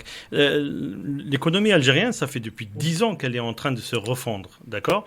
On n'avait pas vu grand-chose. Hein, non, excusez-moi. Alors, je vais vous donner quand même quelques exemples, parce que je sais très très bien. Maintenant, on sait aujourd'hui ce qui fait, on a un secteur étatique très présent. C'est à peu près 90% de l'économie. Sauf qu'on a 40% d'une économie informelle qui est là, diffuse, etc. C'est ça qui déséquilibre. Maintenant, il y a une pièce sur les Airbus qui s'appelle le pilote. Je ne sais pas si vous connaissez cette pièce. Le pilote, moi je connais le pilote qui... Non, pas l'être humain. Non, pas l'être humain. Ah, ok. C'est fabriqué où? C'est une sorte de radar. C'est fabriqué où? J'en sais rien, moi. À Béjaïa. À Béjaïa? Oui, monsieur. D'accord. C'est un ancien... Et ça sert à quoi cette pièce? Eh ben, ça sert à... C'est un élément des radars. Sans ça, tu voles pas. Ah oui. Ouais, l'avion vole pas. Voilà. Et pour la petite histoire, en fait, c'est une pièce. Le crash du Rio, je sais plus Janeiro, là. En fait, c'était le pilote qui était tombé en panne. Ah oui, d'accord. Bon. Donc cette pièce-là, elle est fabriquée à Béjaïa par un petit entrepreneur, d'accord, qui vivait ici, qui était tourneur-fraiseur et qui est rentré et a installé son entreprise. Il y a d'autres qui... Par exemple. Non, mais, exemple. mais ça fait plus de 15 ans, hein, c'est pas d'aujourd'hui. Ouais. Si tu veux, l'environnement économique, la problématique en Algérie, c'est pas l'économie en telle ou l'argent, etc. C'est ce que moi j'appelle l'instabilité législative. L'instabilité législative, le problème, c'est que tu as une loi aujourd'hui, le lendemain, tu as une loi qui dit... C'est ce qu'on appelle dans le milieu économique le climat des affaires. Voilà, le climat. Mais moi, j'appelle ça l'instabilité. Mais il y a ce qu'on appelle un classement. Oui. Il y a des ressentis et des réalités sur ce qu'on appelle le climat des affaires. Là, c'est donc pour dire que l'Algérie et la France ont bel et bien besoin l'un de l'autre. Oui, mais au-delà de ça, je pense qu'aujourd'hui... Si je veux être caricatural, et provocateur pour notre ami Sofiane de l'autre côté. Oui, pas moi. Hein. Qu'on salue naturellement. Moi, il m'aime bien, hein. Toi, il t'aime pas. Hein. Je sais pas pourquoi. Non, pas du tout. Non, c'est beaucoup. Je rigole. La France peut se passer de l'Algérie. Si je mets entre parenthèses 2022. Si je mets entre parenthèses 2022, ce qui n'est plus le cas aujourd'hui. Mais la France pouvait se passer de l'Algérie. L'Algérie, un peu moins. Pour être un peu provocateur, pour une question de déséquilibre économique, d'industrie économique. Aujourd'hui, et c'est un peu le malheur d'ailleurs de toute cette relation-là, c'est que finalement, la France ne peut pas se passer de l'Algérie aujourd'hui parce qu'elle a besoin des 17% qui passent 22-23% en termes d'importation gazière. Et de l'autre côté, ça change. C'est des devises supplémentaires pour le pays. Encore une fois, Sofiane l'a dit, avec le nouveau président, il y a une volonté de redynamiser ou même, j'allais dire, même de créer un vrai climat. De créer un vrai... De diversifier. Non, un vrai climat. Alors, 2 secondes. Il faut faire très attention parce qu'il y a 2 choses différentes. Il y a la diversification des clients ou des fournisseurs. Ça, la réalité... La diversification de la production local, c'est ça qui est important. C'est ça, c'est 2 choses différentes. Parce qu'en vérité, pas trop technique les gars. ce que je veux dire par là, c'est que qui que ce soit comme président en réalité, et ça date pas d'il y a 10 ans, pour moi ça date même depuis 62. La réalité, c'est qu'en fait on diversifie les clients pour pas être détenteur uniquement d'une relation avec un tel ou un tel. Est-ce qu'on peut se faire un dîner climat d'affaires les gars? Comme ça on aura l'occasion d'en reparler ensemble. Avec grand plaisir. Pas de souci, mais regarde la nouvelle monture de la loi sur les investissements. D'accord. Ils sont revenus, en fin de compte, à la loi qui était en 2010. Ils l'ont réamendé un tout petit peu. Celle de Hamarouch, exactement. Moi, je ne suis pas à 100% d'accord avec, parce que moi, je trouve qu'il y a des quelques points qui... Bon, enfin, après, voilà. Mais la problématique qui se pose, c'est que l'Algérie dispose de lois pour attirer tous les IDE du monde. Hein. Il n'y a aucun problème. Facilité d'installation, il y a le guichet unique, il y a le Calpi qui gère les terrains, etc. Mais en réalité, la lourdeur bureaucratique. Pourquoi? Parce qu'il y a cette instabilité législative qui fait que, y compris les décideurs, celui qui va décider de signer ton papier, eh ben, aujourd'hui, il n'y a pas de risque. Le lendemain, il peut risquer d'avoir signé le papier. Je vais donner un autre exemple. Je suis complètement d'accord avec... Il faut vraiment qu'on avance, les gars. Non, mais je suis complètement d'accord avec ce qui vient d'être dit et je vais donner un autre exemple. C'est bien, ça, c'est déjà... Pourquoi le climat des affaires n'est pas forcément favorable en Algérie? Il y a une loi de finances tous les ans qui est votée, comme dans tous les pays, contrairement à ce que les gens pensent. En France également. Partout. Partout. À la différence près, c'est qu'un certain nombre de pays, dont l'Algérie, parce que son modèle économique est faible, elle N'est pas instaure ce adapté. on va dire pas adapté pour être gentil, elle impose ce qu'on appelle des quotas, par exemple. Oui. Des quotas d'importation. D'accord. Il ne viendrait pas à l'esprit en France d'avoir des quotas d'importation. Ça je dis une existe. bêtise. Il ne viendrait pas à l'esprit aujourd'hui Ça en existe France. en France. Pas sûr, pas aussi. Ça s'appelle les quotas d'importation Union Européenne. C'est la même chose. Non. Ben si. Mais sur l'ensemble de l'économie, je suis désolé, c'est Oui, c'est parce très qu'on est- faible. Oui, mais c'est parce que Mais non. 27 pays. Aujourd'hui, Là, si on vous prend êtes- à la Non, hauteur non. d'un seul pays. Je vais donner un exemple. Je suis marchand de t-shirts. Oui. T'aimes bien En les France. t-shirts, toi, hein, j'en ai- Exactement. Non, il y a les t-shirt qui en arrivent, Chine. Non, mais je suis marchand de t-shirts en France. Oui. Tu peux pas Je- importer autant que tu veux. Je ne peux pas importer autant que je veux en France. Oui, bien sûr, monsieur. Non, je suis pas d'accord. Oui, tu rentres dans les quotas Bon, messieurs, textiles ouais, vous êtes gentils, de mais la là- Chine. Là, Non, il y a franchement, pas- il y a voilà. pas- il y a Ouais. pas- il y a Ah, pas de si. quota. Ah, bah, Attendez. si. Moi, Ah, Si, aujourd'hui, si, non, mais- il y a alors, La pas fibre avec... optique, tu peux pas importer. T'as des taxes qui te Alors. rajoutent pour ne pas importer comme tu veux. Juste une chose. Il y a des Non, règles mais dans diverses le- et tout. Sur le t-shirt, Si. t'as pas Sur de le quota. textile, il y a des quotas Non, en il y a- Europe. en fait, En non. Europe. Alors, deux secondes. En fait, il y a ce qu'on appelle des négociations commerciales selon les pays, ce qu'on appelle les accords mondiaux du commerce, Voilà. Multilatéraux. qui sont multilatéraux. Aujourd'hui, pour le commun des mortels en France, Ouais. en fait, ça ne se voit pas. Oui, non, ça ne se voit pas. parce Et on que- n'est pas limité. Pourquoi? Parce que l'industrie en France permet, quand on les a atteints, de pouvoir les produire en France, Oui, par ou exemple. de passer par l'Allemagne ou passer par l'Italie. En Europe, en tout Oui, cas. voilà. En Europe. Ce qui n'est absolument pas le cas de l'Algérie. Parce que l'Algérie, elle est toute seule. Et notamment pourquoi? Parce que tout à l'heure, on l'a parlé, ce qu'on appelle l'économie de rente, c'est quoi? C'est notamment la volonté de donner à certains la capacité d'importation. Oui, mais juste excuse-moi, Ouais. le nouvel accord africain, la ZAFL, la zone de libre-échange africaine, il n'y a pas de quota. Pour l'instant. Oui. pour ces produits, les mêmes produits Oui, qui pourquoi il y sont en a produits pas dans cette zone-là, eh ben il n'y a pas de quota. qu'il y a Sofiane pas de- Nekdari, le dernier mot, et on passe à l'Ukraine après. Ouais, moi, juste un petit mot. Ouais, le provoque de Farid, il n'y a pas de souci avec. Personnellement. Moi, juste pour dire que l'Algérie aujourd'hui est une porte d'entrée pour pas mal de pays pour l'Afrique. Il y a le marché africain, c'est 1,5 milliard d'habitants. Il y a un marché africain que Bientôt deux. pour beaucoup de pays Bientôt veulent deux, ouais. s'acquérir. Il y a la Turquie, il y a l'Italie, il y a énormément de pays européens qui avaient des blocages auparavant. Aujourd'hui, ils misent sur l'Algérie pour qu'elle ait une porte d'entrée pour leurs produits, pour le transfert de la technologie en Algérie. Aujourd'hui, l'Algérie fait des propositions au niveau de l'énergie à prix réduit. Les gens qui veulent aller vers le marché africain, ils sont pas dans l'obligation, mais il serait préférable d'avoir de bonnes relations avec l'Algérie pour avoir le marché africain. Merci, Après, Sofiane. Attends 2 secondes, Sofiane. Ouais. Ouais, le Maroc, tu l'as pas glissé. Non, je glisse pas le Maroc. Le Maroc maintenant, malheureusement. Ah, Pourquoi quand tu même. cherches, toi Moi, je t'embête un peu, je te taquine. C'est ce qu'on veut dire. Mais on parlait Merci. pas du Maroc. Allez, on parlait pas du Maroc. Non, mais c'est Allez, on extraordinaire. t'embrasse. Sofiane, Merci. je t'embrasse très fort. Salut mon Sofiane. Inch'Allah. Ciao, ciao. On fera un climat d'affaires. On les fera gars. une chouchouka. Ouais, c'est ça. Chouchouka à la marocaine. Merci d'être avec nous. Bah oui, on mange des bonnes chouchouka marocains. Je suis Non, désolé. non. La j'ai dit chouchouka, elle est conneries. algérienne ou Tunisienne, tunisienne. exactement. Mais Mais non, pas pas Maroc. tout, Christophe, s'il Eh te ben, plaît. pour tagine alors. Non, voilà, ils se sont Alors, contentés de tagine, ça veut rien dire. On va m'arrêter. Tagine, c'est le contenant. C'est Quoi pas le contenu. Non, mais bah, en oui, tout mais cas, c'est on mange bien au Maroc, c'est devenu c'est tout. dans l'art culinaire Ouais, marocain ouais, le contenu qui correspond au Oui, continent. oui, D'ailleurs, oui, en tunisien, Il y a tas de tagines non, aussi. mais le tagine tunisien est plutôt une pâte épaisse. Exactement. Au Maroc, c'est tous les plats en sauce Ouais. qu'on rajoute donc la Qu'on met qualité. dans un tagine. Oui, qu'on met dans un Mais tagine. c'est très bon. Moi j'aime bien. Ah bah, c'est pas comme un quoi, parallèle. le contenant peut contenir le contenu. En général. Ouais. Bon, dans un instant, on file en Ukraine, les gars, pour parler un petit peu d'Ukraine. Vous avez remarqué que les médias n'en parlent quasiment plus? Enfin, beaucoup. On a quand même mis petite marche. On a mis un ralentisseur, on va dire. Non, parce que c'est bientôt les vacances. Ah, tu crois? Ah bah oui. Ou Ah, est-ce pas parce que justement la Russie a atteint tous ses objectifs non, et qu'il y a maintenant, un moment, je dois dire maintenant, on va parler des trains qui arrivent à l'heure et des très trains bien. en retard. Ah, c'est bien, c'est très bien.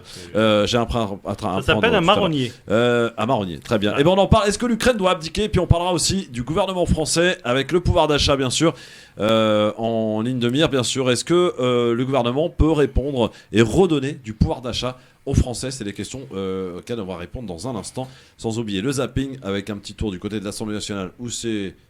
Est-ce qu'on peut parler de bordel d'ailleurs ou pas? Non. Ça s'organise? C'est un lieu de débat démocratique Ah et oui. chacun Ça s'organise. chacun utilise les formes qu'il veut. Oui, très bien. Même Alors, vous n'avez pas assisté en au débat de la simulant 3ème République ou la 4ème République Non, où j'étais pas c'était né. un peu plus J'étais pas né, brutal. j'étais pas né. Non, mais il y a des archives. Ouais, ouais. Où c'était un peu plus brutal et un peu plus chaud que ce qui se passe Donc aujourd'hui. c'est mignon en fait. Non, C'est mignon. mais c'est Ouais. pas, la même, mignon, c'est là. pas la même qualité de personnel politique quand même. Oui, aussi. Ah, ça, je me permettrai pas parce que Ah, je si, à Si, l'époque, non, à non. l'époque, ça parlait français. Non, mais ça parle. Aujourd'hui, ça parle tout sauf français. Non, ça parle la langue que utilise tout le monde. C'est parce que si Comment on ça, doit ça parler. parle pas français, l'Assemblée, Non, qu'est-ce parce que c'est si on cette doit histoire parler, Ça- Tarek, si on doit parler Non, une mais langue que moi- personne ne comprend, le français, comme toutes les langues du monde, Ouais. évolue avec son temps. Si vous Et c'est voulez. ça le charme de cette langue. aussi. Moi, j'ai entendu et j'ai lu des textes de débat. Par exemple, lisez le débat de la fameuse loi de 1905. Lisez le texte.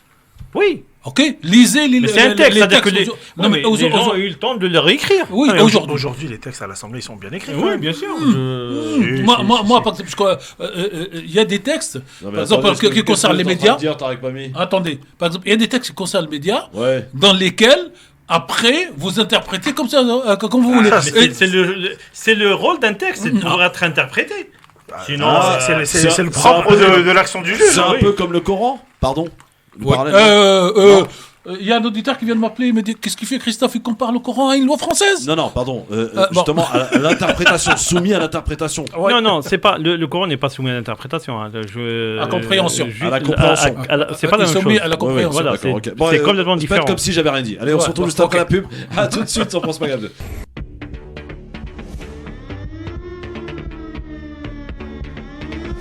Le LGF, merci d'être avec nous sur France Maghreb 2. On va parler un petit peu de l'Ukraine à présent. Est-ce que d'abord, Tarek Pami, vous n'avez pas entendu depuis un petit moment, est-ce que... Bah, je laisse les amis Bah débattre. oui, parce oui, que- oui. Est-ce que la Russie a atteint tous ses objectifs, ou presque, aujourd'hui? Alors, plutôt le presque que Oui, tout. oui. En réalité, il y a aujourd'hui, quand elle est rentrée dans cette bataille, il y avait des objectifs qui ont été annoncés clairement. C'est la démilitarisation de l'Ukraine. Ça, on n'y est pas aujourd'hui. C'est la dénazification de l'Est de l'Ukraine. Ça, c'est en cours et pratiquement terminé. Et c'est officiellement la protection des russophones de l'Ukraine, à savoir donc la région de Donbass, qui se coupe, cher Christophe, chers auditeurs, chers auditrices, de deux grandes parties. Donc au sud, c'est Donetsk, et en haut, donc c'est j'ai oublié le nom, la partie haute. Oui, Kiev, Non, mais c'est pas ça. Le Donbass, c'est comme si vous preniez un petit pays découpé en deux régions. Oui. J'ai oublié le nom de la. Luhansk. Non, voilà, merci Christophe. Donc c'est Lugansk, et en bas, donc c'est Donetsk. Lugansk a été occupé, récupéré, libéré, ça dépend de quel point de vue on se met, en totalité à 100%. On en est où à Odessa? Parce que c'est là qu'il reste... Attendez. Alors, Odessa ne fait pas partie du Donbass, Christophe. Oui, je sais, mais On ça fait partie aussi des va objectifs l'expliquer. russes. Et la deuxième partie, donc le sud qui est Donetsk, il est occupé, libéré, tout ce que vous voulez, en gros à 90%. Donc il reste à peine cette partie. Après, donc la question stratégique qui se pose, une fois que Poutine ou la Russie a récupéré cette partie du territoire qui représente quand même 20% de l'Ukraine et qui est plus grande que la Grèce. Parce qu'il faut savoir que l'Ukraine est plus grande que la France. Après, est-ce que Poutine et l'armée russe vont se diriger pour occuper la ville d'Odessa ou pas? Et est-ce qu'elle a besoin d'occuper la ville d'Odessa à partir du moment où elle contrôle la totalité de la mer qui est en dessous de Odessa et qui empêche toute l'armée et toute la marine ukrainienne de sortir? En clair, aujourd'hui, l'Ukraine est de fait devenue un îlot de terre sans accès à la mer, en tout cas sans possibilité d'utiliser la mer. Ouais. Et donc voilà un petit peu la situation. Après la phrase terrible d'hier de Poutine, moi, elle me fait peur, parce que... Quelle phrase? Il a dit clairement, je peux dire à l'Occident que les choses sérieuses en Ukraine n'ont pas encore commencé. Comment faut l'interpréter, Safari? Alors, moi, je l'interprète à mon sens, parce qu'il y a eu beaucoup d'articles dans la presse française et Si les anglaise. choses n'ont pas commencé sérieusement... C'est ce qu'il a dit hier. C'est ce qu'il a dit hier devant son Assemblée nationale. Parce que la presse occidentale et les analystes, tout ça, disent de toutes les façons, il n'a rien gagné puisqu'il ne maîtrise pas le contrôle de l'air, donc l'espace aérien de l'Ukraine. Pire que ça. Dans un article du Monde que tout le monde a dû lire, Le Monde écrit: Poutine ne peut pas donc contrôler l'espace aérien parce que contrairement à ce qu'ont fait les Américains en Irak. Eux, ils ont passé une semaine ou 15 jours d'abord à bombarder du ciel sans rentrer sur terre, à neutraliser donc tous les sites de défense, et après ils sont rentrés, et lui il a fait cette erreur, et c'est pour ça qu'il ne gagnera pas la guerre. Et donc quand vous lisez des trucs comme ça, vous sortez de votre coquille, et d'où sa phrase, la Russie n'a pas encore commencé les choses sérieuses. Comment l'interpréter, Farid, cette C'est phrase de de la Poutine? cuisine interne, c'est de la communication pour l'interne. Bah oui. La réalité, non mais ça c'est de la, c'est pas, La communication. c'est de la communication. J'allais dire c'est de la comédie, oui c'est de la communication. Bah il est obligé de faire ça. Non mais, question, pour Mais- rebondir Oui, sur la mais on question peut de pas- Christophe. oui. Attendez, est-ce que la Russie a utilisé la méthodologie de l'armée américaine Mais c'est pas comparable. Non mais, elle peut le faire ou pas? Non, mais Mais il faut. non, Elle c'est peut absolument- détruire tout ou pas? D'où ça? Du ciel et des missiles. La Elle peut l'arme détruire. atomique, elle peut détruire tout ce qu'elle non, veut. non, hein. non, non, je parle pas de la barbe Non, atomique. mais, Elle l'a pas non, mais fait. c'est Qu'elle pas a les comparable. capacités militaires. C'est de pas les- comparable. Elle a des capacités militaires. Ouais, elle a de C'est tr- elle elle a a- de très bonnes capacités militaires. Oui, Il mais faut c'est pas arrêter de croire comparable avec que les c'est un- États-Unis. Il faut arrêter de croire que c'est un pays du tiers-monde. Mais pas C'est du tout, Oui, absolument voilà. pas. Mais par contre, vas-y, par rapport au je tiers-monde, il y a un point commun Oui. avec l'Algérie d'ailleurs. hein. Oui. C'est sur l'économie. hein, Juste Tarek, tu n'as pas soulevé un point. Pourquoi la Russie a attaqué l'Ukraine? Bah ça, on l'a On en a rencontré. parlé 1000 On fois. en a parlé 1000 fois, c'est pour ça. Ah oui, parce qu'il Les faut accords, revenir à la les accords genèse. de Minsk, Non, alors ça n'a rien à voir. Non, mais il y a, Ça n'a rien à voir. il y a Il y a de l'OTAN. multiples Il y a- facteurs. Il y a Le l'OTAN. dernier facteur, Il y a- c'était L'OTAN le ne fait- devait pas. Non, le dernier facteur, c'était l'armée Non, mais ça, c'est le troisième. ukrainienne. Qui- Non, c'est le facteur qui est déclencheur. Non. C'est l'armée ukrainienne. Qui a mis 100 000 soldats sur la Voilà, frontière et qui pour est- récupérer le bien Donbass. sûr. Voilà, avec Oui. les Américains. Ah, et les Russes sont tombés dans le Voilà. panneau. Revenons Ou à pas. la Mais qu'ils Ou pouvaient. pas. Non, mais ils Ils pouvaient pouvaient pas faire autrement. Voilà. Exactement. Revenons à la phrase Mais de Poutine. revenons à la phrase. La phrase. Oui. C'est ça qui m'intéresse. Oui. La phrase. Elle fait peur à Tarek. Il fait. Là, non, mais la phrase analysée comme ça, d'un point de vue textuel, elle fait peur techniquement parlant à Aux tout le Ukrainiens. monde, en Et vérité. puis aux Ukrainiens. Oui, sauf que, si on prend un peu de hauteur, la Russie a récupéré une bonne partie du territoire ukrainien. 20%. 20%, je pense qu'elle va le garder Oui. pendant très longtemps, bien après la mort de Poutine et du prochain président, etc. Ça, il n'y a pas de souci. Là, une des raisons, pas que, mais une des raisons notamment, d'un point de vue géopolitique, de la Russie, de la volonté d'attaquer, etc., c'était notamment, et on peut le comprendre, c'était de ne pas avoir à sa frontière, Ouais. notamment, la fameuse alliance atlantique, l'OTAN. L'OTAN, oui. Là, c'était ça. Or, de ce point de vue-là, on peut le dire sans prendre parti pour aucun, dire que c'est un échec pour la Russie, dans la Côté mesure Finlande et Suède. où les deux pays qui ont une frontière terrestre, Qui était neutre. qui était neutre surtout, en fait, ont décidé de procéder à un processus d'adhésion. Tu Qui- n'auras pas. Qui n'est pas encore réalisé, mais attention. Ils finiront Et pas ça l'avoir. prend, et ça Ils prend des l'auront. années, Farid. Non, tu sais. Non, l'OTAN, non, pas non, l'OTAN, pas Non, l'OTAN. non, l'OTAN, ça va vite. L'OTAN, c'est le matin l'OTAN, du Sine, l'OTAN, l'après-midi. pardon. Aujourd'hui, ce qui bloque, c'est la d'accord. Turquie, pour faire très court. Ouais. Pourquoi la Turquie? Parce que la Turquie est dans un marchandage. Elle va Elle a donné négocier son autre accord, je chose. crois, la Turquie. Non, Non, bah, ça peut- surtout non, qu'ils non, pas sont en encore, train de négocier pas avec les Russes en même temps. Voilà, Ouais, c'est- pas la ligne. mais la réalité, c'est que, in fine, ces deux pays qui étaient à la base neutres, finalement, vont entrer dans l'OTAN. Ça, c'est beaucoup plus dangereux pour moi, pour la Russie. La réalité, c'est celle-ci. Et La c'est deuxième peut-être chose, pour ça, d'ailleurs, cette phrase de Poutine, que les choses n'ont pas encore sérieusement commencé. Non, ça c'est pour ça, c'est pour l'intérieur, ça, c'est pour sa population. Parce que oui. n'oubliez pas une chose, même en Russie, C'est un politique. Hein. mais bien sûr, même en Russie, même Poutine en personne en Russie, n'a pas que des amis en Russie. Et puis il a une opinion publique. Et il a une opinion publique qui parfois... Ce que nous, Européens, et ce que les Russes également se sont accordés à ne pas montrer, c'est notamment le retour des militaires Oui. morts. Mort, bien sûr. Ou Or, blessé. Les familles, elles, quand elles récupèrent les corps, elles voient. Oui, elles voient un mort. Et petit à petit, vous créez, que vous le vouliez ou non, un climat que vous devez gérer. J'ai pas dit que ça vous touchait Ouais, beaucoup, mais en tout cas, à gérer. Donc ça, c'est la logique des choses. Et donc, du coup, d'où sa phrase, pour ressusciter ce qu'on appelle le patriotisme, etc., etc. Moi, ça me paraît logique. Elle ne me fait pas peur plus que ça, parce qu'en réalité, il a déjà fait ce qu'il que voulait beaucoup de gens ne voulaient absolument pas voir, c'est-à-dire envahir L'Ukraine. au-delà des territoires qu'il voulait russophones, l'Ukraine tout simplement. Donc ça, c'est une réalité, c'est incontestable. Maintenant, je trouve qu'il a perdu deux choses. Il en a gagné d'autres, mais il a perdu naturellement ces deux pays qui étaient neutres auparavant et qui ne le sont Et plus, surtout la Finlande, hein, plus que la Suède. plus que la Suède, effectivement. Et parce que l'histoire de la Finlande est très Très liée à la Russie. Russie. Ouais. Exactement. Et la deuxième chose, qu'on le veuille ou non, même en Ukraine, en Ukraine. Pour moi, il a ce qu'on appelle, il a perdu la bataille Il a créé une âme ukrainienne qui exactement. n'existait pas avant. Exactement. C'est Il a extraordinaire. il a réussi, bien malgré lui, à créer une âme ukrainienne, un patriotisme ukrainien qui n'existait pas. avant. Et ça, il ne pourra pas le retirer. Non. Et c'est pour ça qu'il faut analyser quand on parle de l'Ukraine, au-delà des morts, malheureusement, au-delà des a pas de territoires, guerre etc. En fait, il n'y a pas de guerre propre, effectivement. Mais en fait, au final, in fine, je trouve, mais peut-être que je me trompe, je trouve qu'il a perdu finalement la guerre. Il a ces territoires-là qui vont rester là en Russie. Mais la réalité, c'est que aujourd'hui, on parlait tout à l'heure d'économie. Donc, ce sont des liens. Toute sa région à lui, toute la région de la Russie, pardon, les liens que les gens entretiennent. Parce qu'il ne faut pas oublier une chose. Dans les liens frontaliers, les gens sont très liés. C'est-à-dire que l'Ukraine, Il y a les des gens... mariages, il y a Mais des... bien sûr. des- Et du voilà. coup, là, il a créé quelque chose de très néfaste qui ne sera très difficile pour Ça lui, à mon s'appelle avis, à une corriger. frontière.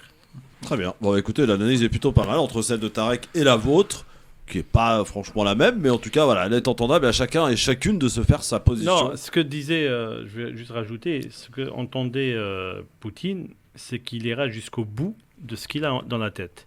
Le seul problème que tout le Qu'est-ce monde qu'il a dans la tête ? c'est que personne ne le sait. Voilà. En clair, dans son discours de la veille du 23 février, il a marqué les limites.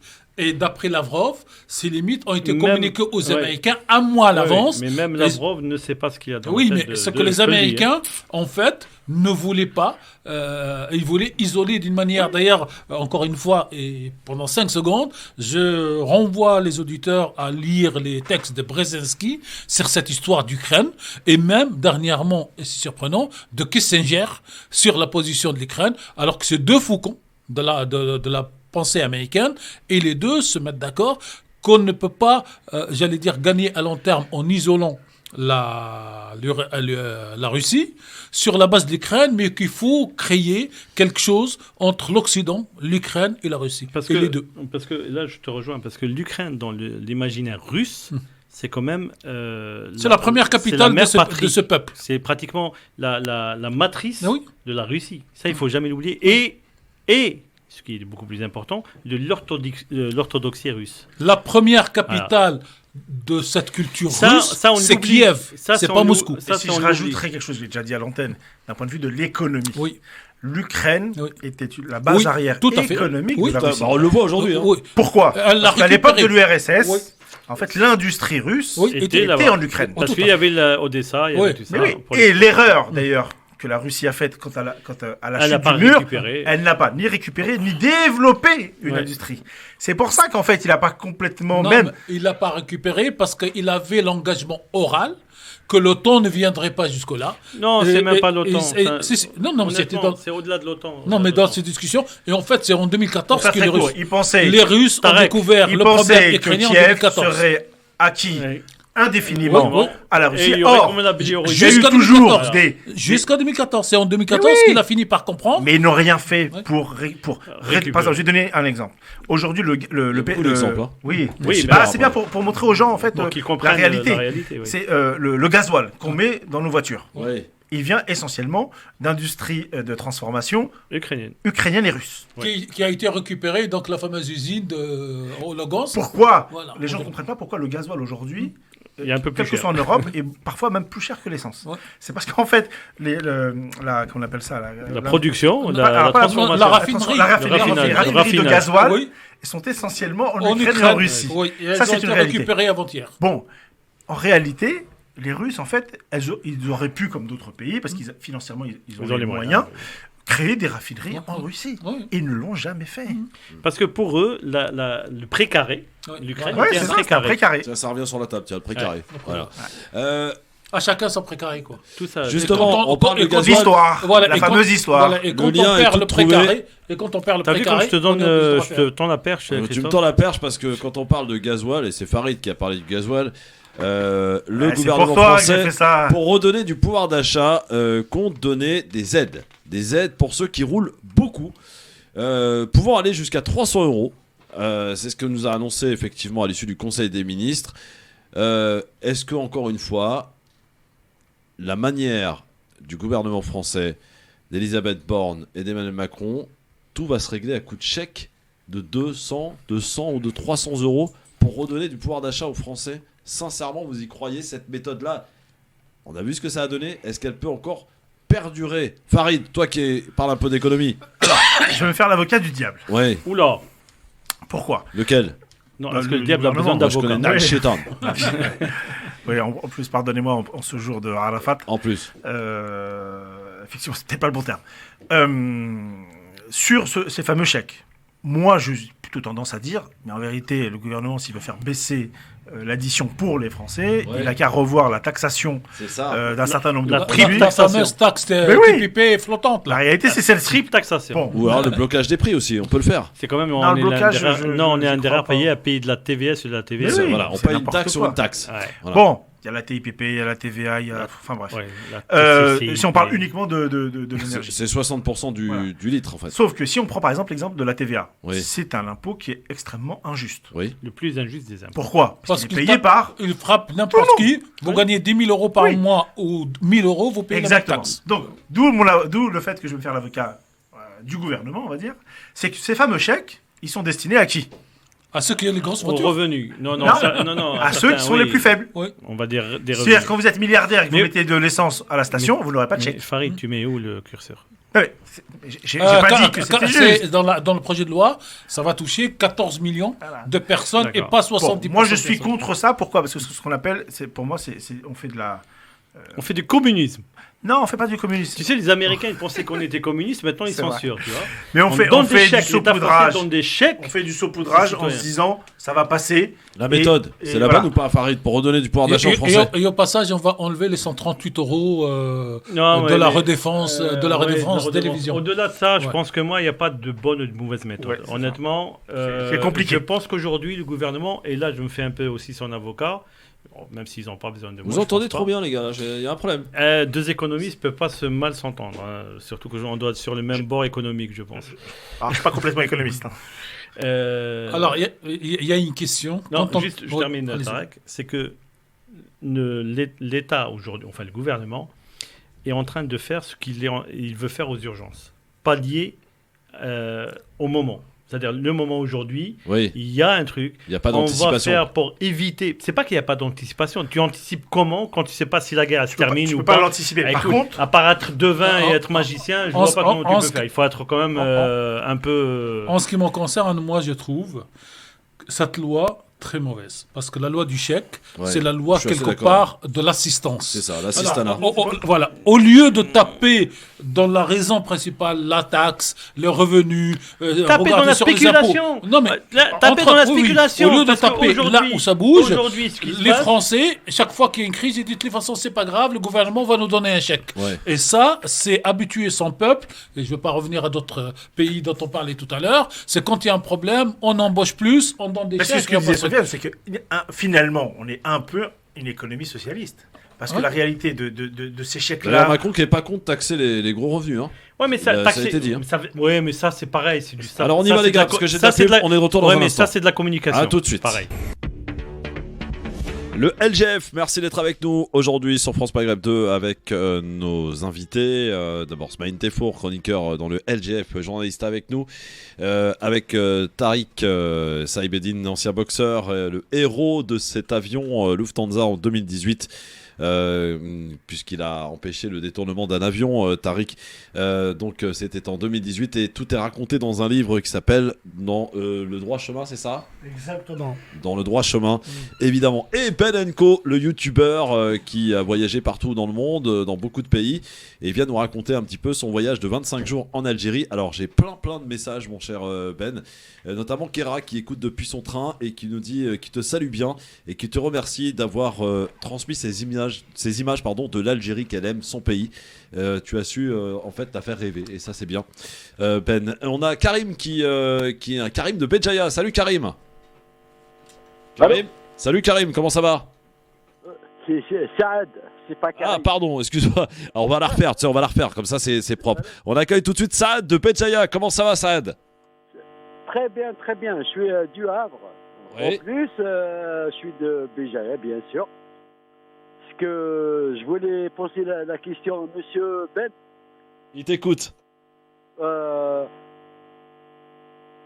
le remercie beaucoup parce que la petite question, est-ce que il a été à Melbourne, le village de Zidane. Ah, est-ce que tu as été dans le village de Zidane? Te demande Saad du Havre. Non, je pense pas, hein, sinon on me l'aurait dit. Ah, il n'a pas été malheureusement. Ouais, j'aurais bien il a aimé, pas été. mais Hein non. Qu'est-ce que vous aimez de la Kabylie Ah, qu'est-ce que tu as aimé de la Kabylie, mon cher Ben? Bah, ce que j'ai aimé de la Kabylie, c'est qu'on sent vraiment qu'on est dans une autre partie de l'Algérie. C'est encore autre chose, une autre culture, les montagnes, la nature. C'est autre chose, quoi. On est entre montagne et mer. Voilà. C'est comme je dis, dans chaque pays, il y a des cultures différentes et la Kabylie, on sent qu'on est encore dans une autre région de l'Algérie, quoi. Ouais, avec les difficultés parfois pour des habitants qui n'ont pas de l'eau courante tout le temps. Pas à Bougie.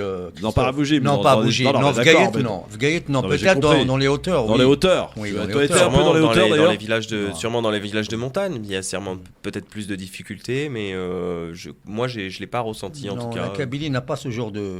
Excuse-moi, il y a des endroits en Kabylie, mon cher. Non, mais les coins reculés, il est vrai. Comme partout ailleurs, en Algérie, il y a des coins où il est vrai qu'il y a pénurie d'eau, ça c'est naturel. C'est pas par rapport aux infrastructures. C'est beaucoup plus par rapport, on va dire, au manque de pluie. Il y a une pénurie de pluie quand même. Et c'est ça qui fait qu'il y a des fois... Il y a eu du temps de Bouteflika. D'ailleurs, c'est la seule chose qui lui soit positive, c'est qu'il a quand même installé des stations de dessalement qui ont carrément soulagé une bonne partie de l'Algérie. Il faut le reconnaître. Nassim est avec nous au standard. Bonsoir Nassim. Voilà, baisse ta radio Nassim. Baisse ta radio Nassim, s'il te plaît. Merci beaucoup. Allô. Bonjour Nassim, Penenco est là, il t'écoute, mon cher Nassim. Bonjour. Salut Nassim. Vous m'entendez? On t'entend, on t'écoute, vas-y, t'écoute.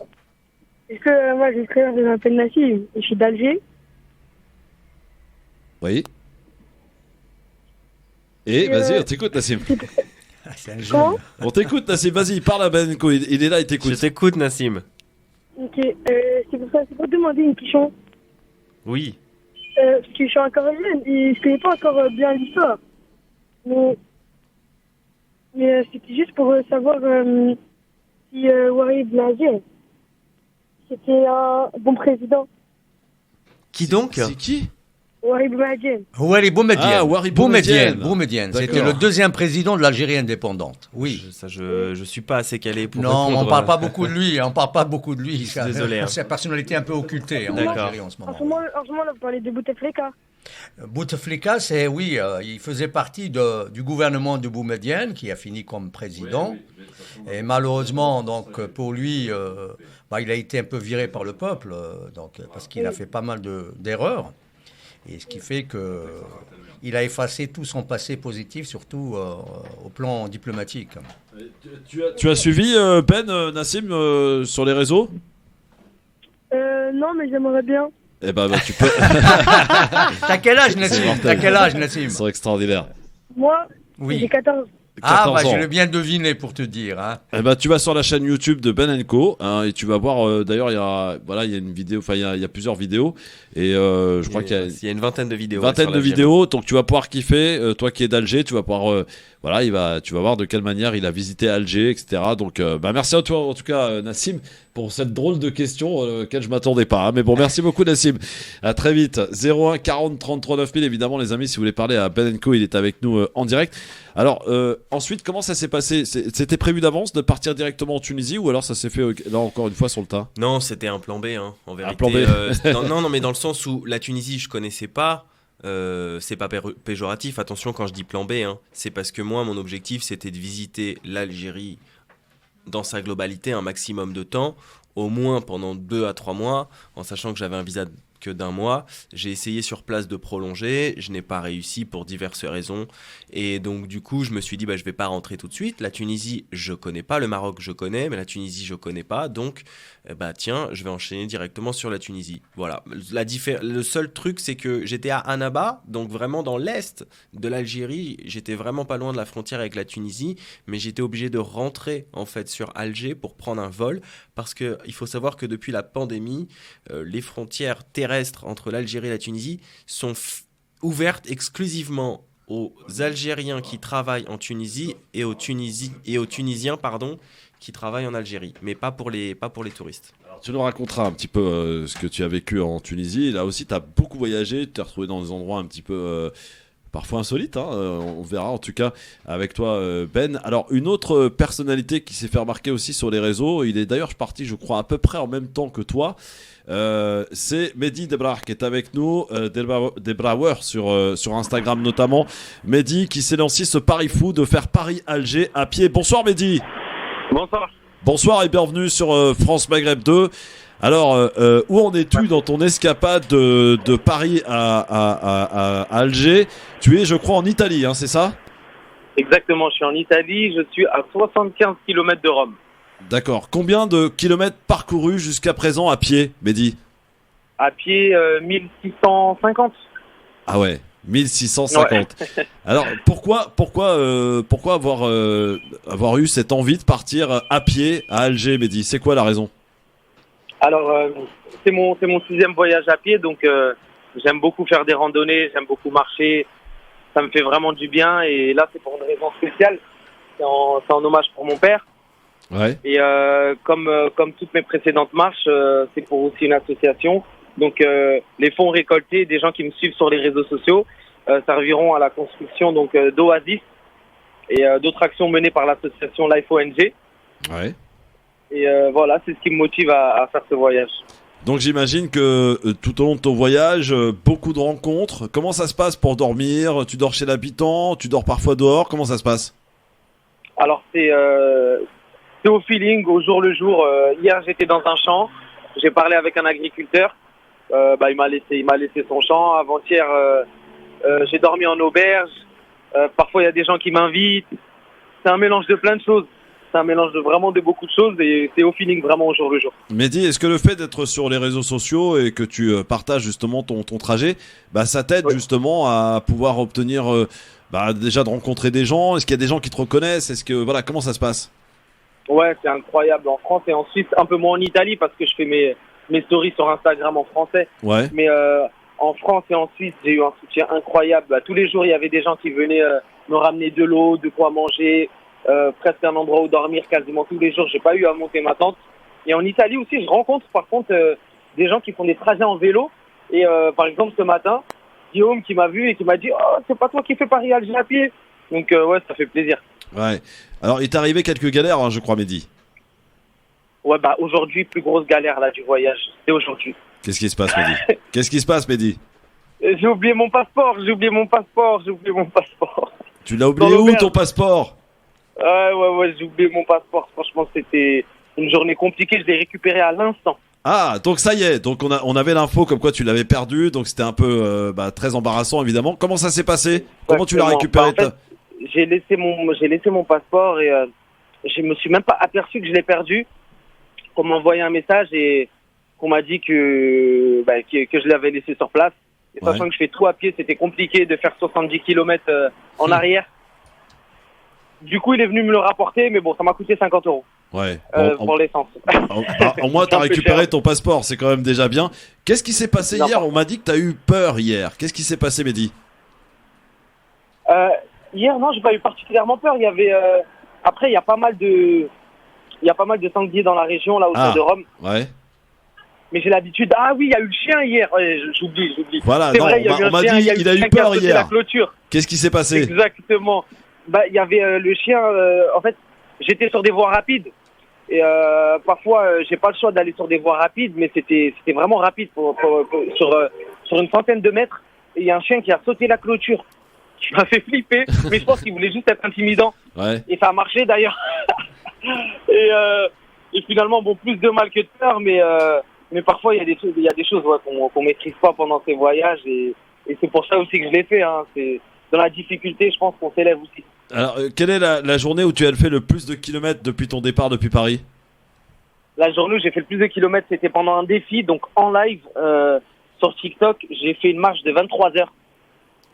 Pendant 23 heures, j'étais en live et j'ai fait 100 km. 100 km à pied, mais quand t'arrives le soir en ayant fait 100 km, t'as plus de pied, Mehdi. Comment ça se passe? Ah ouais, j'ai plus de pied. En vrai, après le défi des 100 km, j'étais à fleur de peau. En fait, je voulais pleurer pour rien. En fait, j'avais nulle part où dormir. le manque de sommeil, plus la fatigue. Après, c'est dans la tête. J'aime me dépasser tous les jours. Ouais. Ouais. Tu es parti avec quel équipement, Mehdi? Oula, qu'est-ce qui se passe? Alors, l'équipement, je suis parti avec une tente, un sac de couchage, une popote, donc avec un réchaud et une bonbonne de gaz pour me faire à manger n'importe où. J'ai pris un panneau solaire pour être autonome en électricité. Excellent. J'ai pris un petit bouquin, un petit cahier pour prendre des notes de ce qui se passe dans la journée. Bon, bien sûr, tout ça, ça rentre dans un sac à dos, quelques batteries externes, des vêtements en mérinos. Et voilà. Et t'as pas pris une deuxième paire de chaussures quand même, on sait jamais? Non, j'en prends qu'une avec moi juste en question de poids, mais je pense que là, je vais changer de paire de chaussures à robe. Ouais, et t'arrives à pouvoir te laver tous les jours, à pouvoir prendre un peu de temps, voilà, à te reposer un petit peu, ou vraiment c'est intensif? Non, ça va. J'arrive à quand même prendre le temps pour moi. Contrairement à mes autres voyages, bon, j'étais à une moyenne de 42 km par jour. Donc là, je suis descendu à 28-30 km pour pouvoir prendre le temps de me reposer, de profiter des rencontres et des paysages. Et donc voilà, là j'y vais plus doucement. C'est quoi le programme là pour la suite? Donc l'arrivée pour Alger, elle est prévue quand, Mehdi? Alors elle est prévue en septembre. J'ai prévu de faire une marche pendant 136 jours. J'ai un petit peu d'avance sur mon programme, donc tant mieux.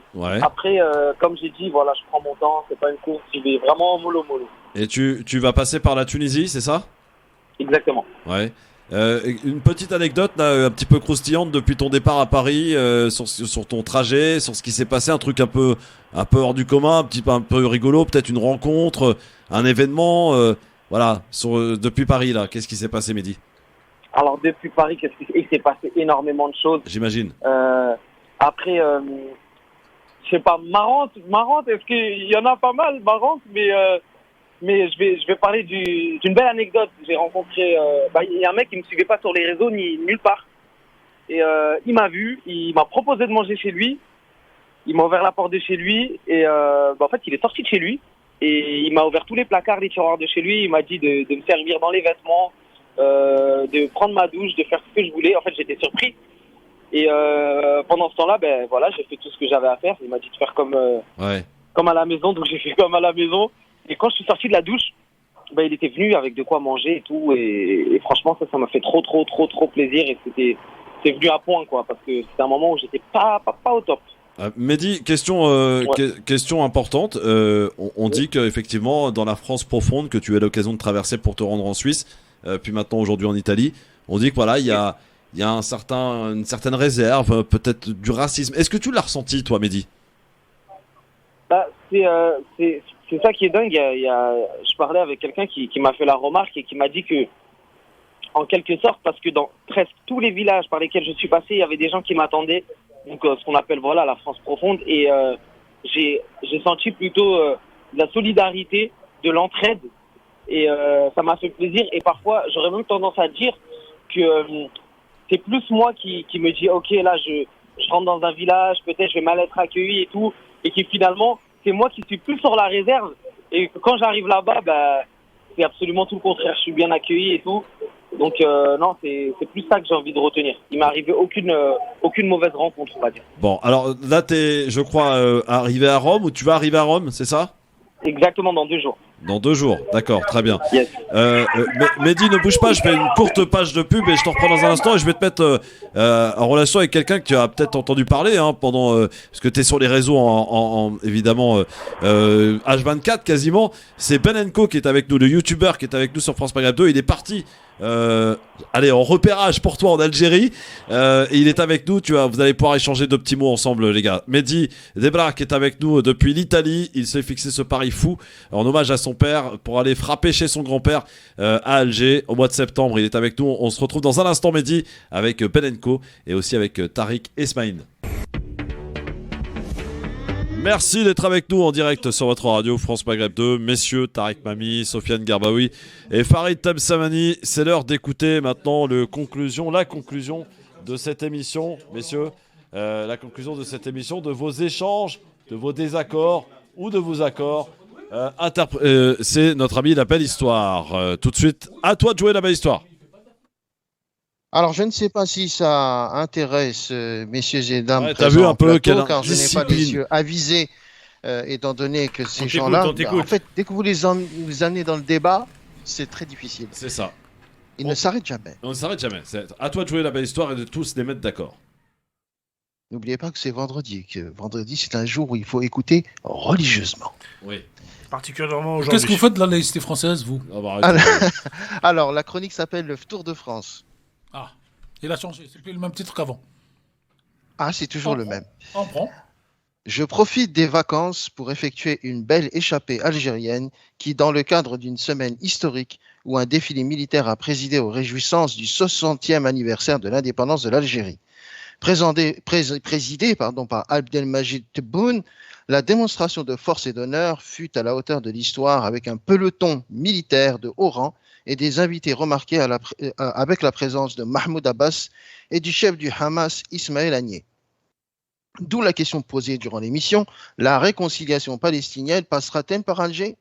Même si on est loin d'un rapprochement entre les deux hommes, chacun devra gravir le mont Arafat, Yasser, pour voir un jour les deux se serrer la main. Abdelmajid Tebboune les a mis en selle et les deux protagonistes ne comptent pas se mettre en danseuse pour le plaisir des diplomates.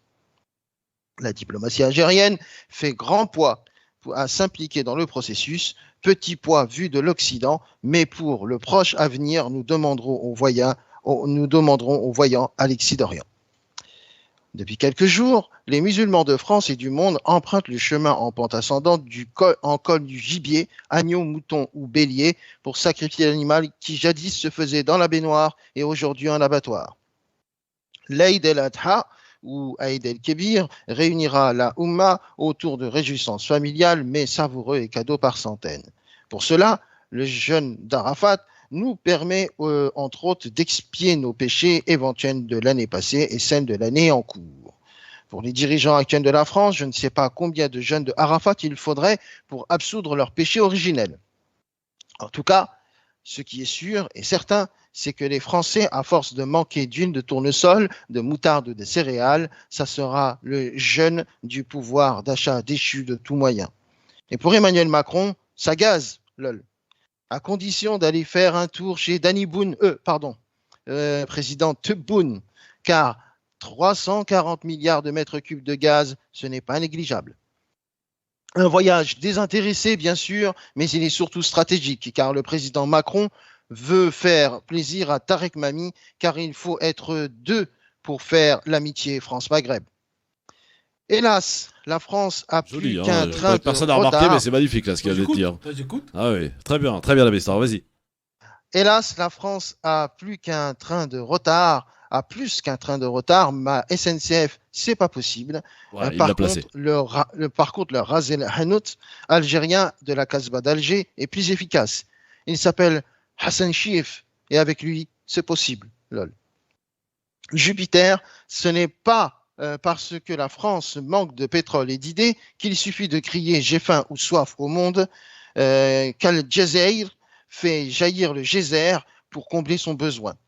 Vous verrez un jour, quand la France n'aura plus une goutte d'essence et qu'ils trouveront un geyser en gisement, les Français crieront à la pompe « Tahia El Geyser » MDR. Bravo. Sans transition, l'Ukraine va-t-elle capituler, abdiquer? La vodka Poutine a distillé au monde entier la parole canonique qui consiste à dire que vous n'avez encore rien vu de la colossale force que déploiera la Russie sur le sol ukrainien dans les jours et mois à venir. Par précaution, Farid Temsamani a creusé un abri anti-atomique à Temsaman dans les hauts plateaux du mont du Rif. Avec un peu de chance, les gens le prendront pour le Moundir de Koh Lanta. Lol. Je remarque qu'à 17h26, la langue de Tarek Mami a légèrement fourché quand, sans doute en pensant à ses jambes, a parlé des accords de Minsk au lieu des accords de Minsk. Miskin, MDR. Pendant ce temps-là, Président. Pendant ce temps-là, en France, Cher Macron et Lala Borne font des chèques à la pompe, plafonnent les loyers, augmentent les minima sociaux et les pensions de retraite. Le gouvernement souhaite éviter quoi qu'il en coûte, les maillots jaunes sur toutes les routes de France. le gouvernement Elisabeth II a déjà une émanation des Gilets jaunes en Assemblée nationale, les insoumis rouges en UPS, bruyant à souhait lors du discours de politique générale de Babette. Une vraie cour de récré. Pour finir, je m'en vais rejoindre ma plus grande fierté, ma Kaltoum de chez moi, dans le meilleur palais des congrès, c'est-à-dire dans une maison, en famille, comme pour vous demain, chères auditrices et chers auditeurs de France Maghreb 2, pour qui je souhaite en avance une excellente fête de l'Aïd al-Adha. Salam alaikum wa rahmatullahi wa barakatuh. Merci, la belle histoire, bravo. Bravo, hein. Question, j'ai tout écouté en ne disant pas Minsk ou Miskin. J'ai pas écouté inacceptable. Alors, j'ai dû faire une bourde. C'est en effet inacceptable. Bien joué. Donc, elle y était pas. Ah, Okay. il l'avait oublié. Non, mais comme quoi j'écoute. Attentive, religieusement. Voilà, pas avec parcimonie, mais complètement et religieusement. Cher la belle histoire. Et merci pour ce petit coup de griffe France Maghreb 2. On est toujours heureux. Quel talent.